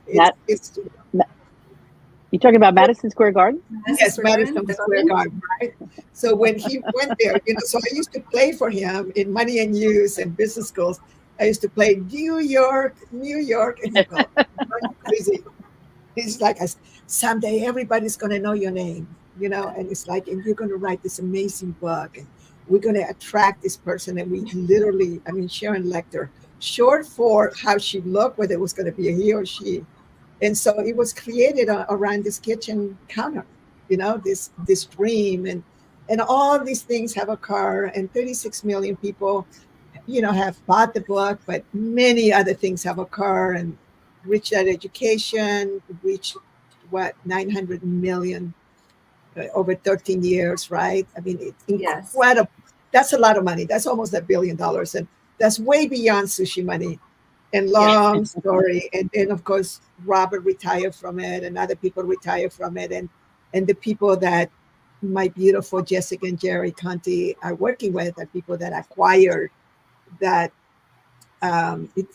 It's too long of a business story, but they have acquired. And even though the original people are all gone, the core of the teaching is there. And then I come around. They promoted Money and You in Southern California. And here we are on something that was created so long ago in the 80s on the kitchen table. So this is a little bit of a story. Just dream big. Allow yourself to have those dreams. Allow yourself to just create this hairy audacious. This is what we're all talking about here. The ability to be able to just create what Buckminster Fuller used to call artifacts that add the most value, and wrap an economic engine around it. Whatever your life purpose is. And this is, I just want to make sure, go to moneyandyouddistinctions.com, moneyandyouddistinctions.com. That's my new program. That's very short. It's like 3 hours of some of my favorite distinctions from Money and You. So we can get it out to the world much faster. And of course, Maria and Jessica are over the moon that I'm finally doing this. And well, everybody here actually. And because this particular program, and by the way, Marco, we're going to be doing it in Asia Pacific hours in the next few weeks so that people can go ahead and come and learn it instead of having to come in at 2 o'clock in the morning, the way that poor, our beautiful Dr. Aziza had to get up. But it's like, we need to get all these principles, all of our work combined, all of it. And part of creating the foundation is to have that be able to just the foundation is to be able to provide education. And you heard Margaret Hanson talk about just like, we just keep creating artifacts. We keep creating educational platforms. We keep creating tiny homes. We keep creating real estate, beautiful education like Marco, and keep creating what Aziza and everyone else here. We keep creating the Los Angeles Tribune platforms that they bring to the public free education to so many. So with that, we're going to go to Barbie. Barbie, you're the second to the last. What say you, Barbie? Well, thank you. I'm excited to be here. And this is kind of a marathon time. I've been part of the Los Angeles Tribune family since 2022 and proud of that. And one of the things that was really exciting is doing Money and You in 2022 in San Diego and having so many lifelong friends, where that led to Secret Knock, that led to, Dame Maria Simone, Jason and Jeremy, all of these beautiful things in the sense where you have the opportunity to be able to step into all of these mushrooms. And so what I found was so amazing is the fact that, like, for example, in 2021, I interviewed Ken Honda on my TV show, and then I ended up being an ambassador for his Arigato community, but then I didn't know that he was part of Money and You, and I didn't know that he was a grad. And all these people that are interconnected that are trying to solve world hunger, like Money and You grad David Dennis and all these other different people, where we're all pooling our resources together to be able to assist, to be able to be of help to humanity. And I know that's one of your cause celebs as well, Dave Doria. And it's like, what I love is the fact that by opening up this relationship with yourself and finding out what Money and You means to you, then from there you literally open up and blossom to you say yes to the next door that opens up to you, and then you go into this Zoom, and all of a sudden you're like, oh my goodness, I know this 40% of these people, I know that. And I seen Dame Doria, saw her in San Diego twice in the last couple of months with Secret Knock, and she had Chris Snook on live, which was amazing because he literally is in the forefront of pioneering robotics too, and she found out that he was a Money and You grad too. So it's like 250,000 plus people around the world that have had the opportunity to be able to understand a lot of these processes. And I would say my number one thing that I've learned, a sense of discernment that I never had before, of niceness versus assertiveness, and ultimately realizing that the whole concept of shark bait, that was a really, really big eye opener for me, because I also think that assertiveness is really, really important in regards to your relationship with money, as opposed to being nice and having people steamroll over you or take advantage. And Chris Snook talked about that with the billions of dollars that he has on your event on that last Friday, that there were lots of different places that had, businesses that went wrong or betrayals and things, but it's in a lot of ways better to have $1 million lesson than $100 million lesson. And I love listening to all the different entrepreneurs and different people that have done amazing things and that have come before us, and then they can tell us all of their lifelong lessons to be able to know where we can step out of that and not have to focus on those kind of lessons that we have to learn, to be able to shine our light. Because to me, I think leadership is one of the most important things, is for you to shine your authentic, true, pure, unadulterated light that nobody else can have. Everybody has their own energy frequency, and that's something that I think is really, really exciting, that when you get to shine that, you get to beam that out to the world, the rest of the world can kind of like collaborate, and you can outsource your weaknesses and find these collaborative groups, a team that end up being really, really beautiful. Thank you so much. And you guys, thank you for hanging in there. I know you don't have to be here, but you're keeping me company. I mean, like Mark says, he hasn't worked since he was 30. I haven't worked either since I was 27. So it's just all such fun. And Dr. Aziza, wouldn't you know it that you would be closing us up? But before we close up, I just want to give a big shout out. Thank you. I hope that Ava, I don't know, maybe you've gone home already, but I would love for you to close it up after our beautiful Aziza, and because you're a Money and You graduate too. So what say you? What say you, Aziza? Thank you so much, Doria. Everybody's speaking on into this very important thing. that is about solving problem, and that's what Buckminster Fuller spoke to us about, right? The question is, what is the problem to be solved that you see as a problem and nobody is seeing about it? And when we as graduates go out there, we are solving so many problems. And one of the things that I really got is like, you see problem everywhere and then you want to jump into solving problems. And that can become a problem too, because you end up not knowing what you're going to be doing with your life. So this is where, when we got into the space of doing Go Global, we started structuring it into businesses. So now we're so excited that we have groups of companies that's solving so many problems in the world that I would love to solve it by myself, but one person can't do it. That's why we leverage. And then that comes to a second point, that now in our community, there are so many beautiful leaders in Money and You Network solving so many beautiful problems. The next most important thing that Buckminster talked about is spontaneous cooperation. How can we create this strength in us, this leadership in us as leaders of solving individual problems, to come together in spontaneous cooperation, trusting the process that we can create a better world together?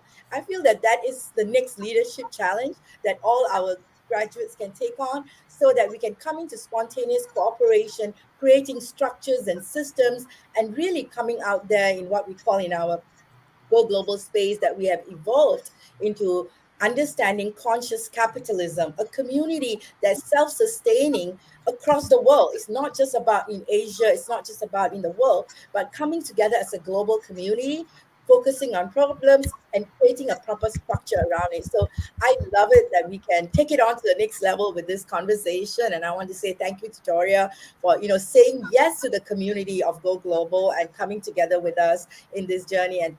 And I want to say that if not for your stand and the trust you had for transformation of humanity, I would have been 6 feet underground, right? I would have been gone and buried in whatever way. So we need people, leaders who can stand for transformation together and grow together. And I want to say Money and You community is about that. And that's why we want to bring in as many people and get them to shift and get them to the clarity like what Marco does.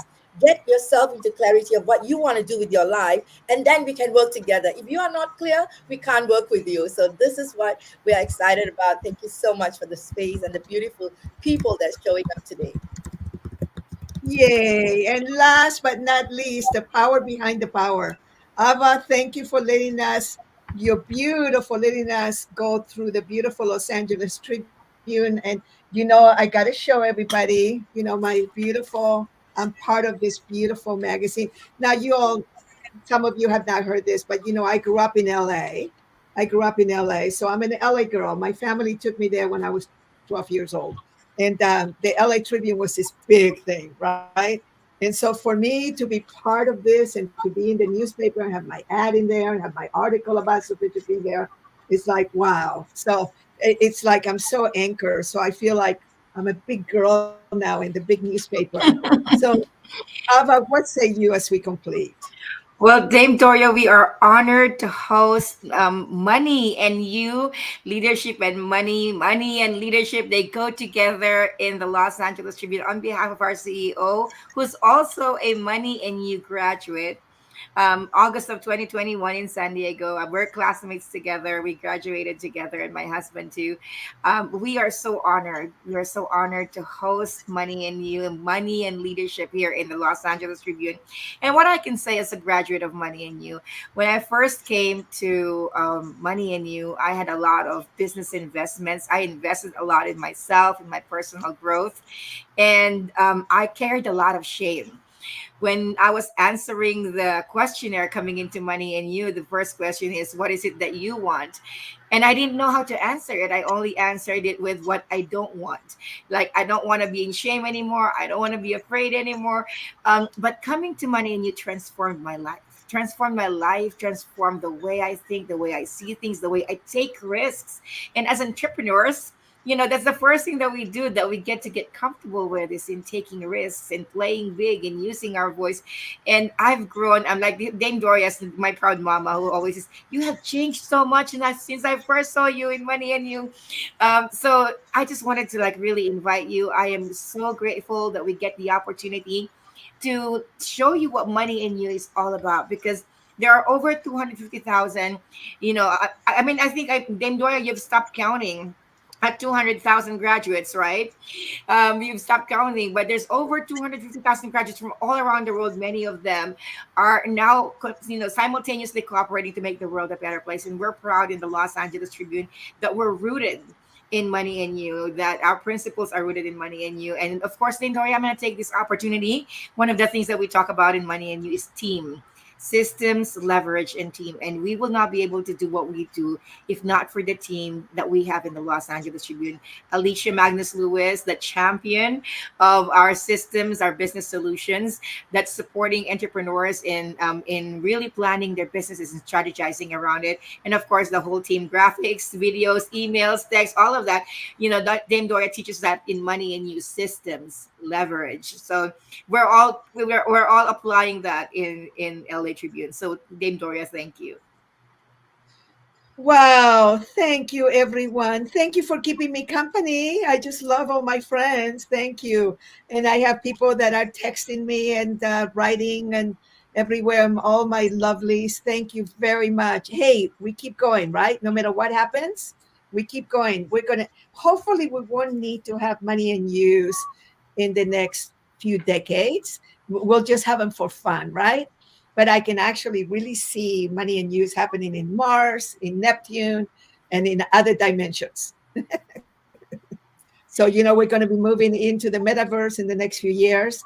We're just going to grow, grow, grow. So thank you, everyone, for everything that you do. All my graduates, you know, I don't want to get all emotional, but wow, you know, every day somebody writes to me or tells me something that this program, remember, I did not create this program. I inherited this work. This work was created by Marshall Thurber and powered by Bobby DePorter. And I had the honor and the privilege of having gone to the First Business School for Entrepreneurs. I had a vision that this work had been designed and created for me. There's no way that I was ready. It took me a few years. It took me about 5 years to get to that level. And then when it looked like Money and You was going to disappear again, and the business school, I stepped in and went, not in my watch. So here we are, 45 years later for Money and You, 46 years later for the Business School for Entrepreneurs. So aloha, everyone. Thank you. Aloha. Bye, everyone. Hello. Bye-bye, everyone. Bye.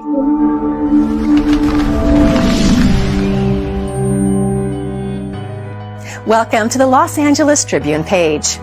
Here you will find original news programming, exclusive digital events, and shows that are directly from the community. At the Los Angeles Tribune, we believe in giving a voice to the voiceless. We are proud to be the only national brand to empower everyday people to make a difference. Since 1886, our reputation has been built on truth and responsibility. Thank you for watching and making a difference.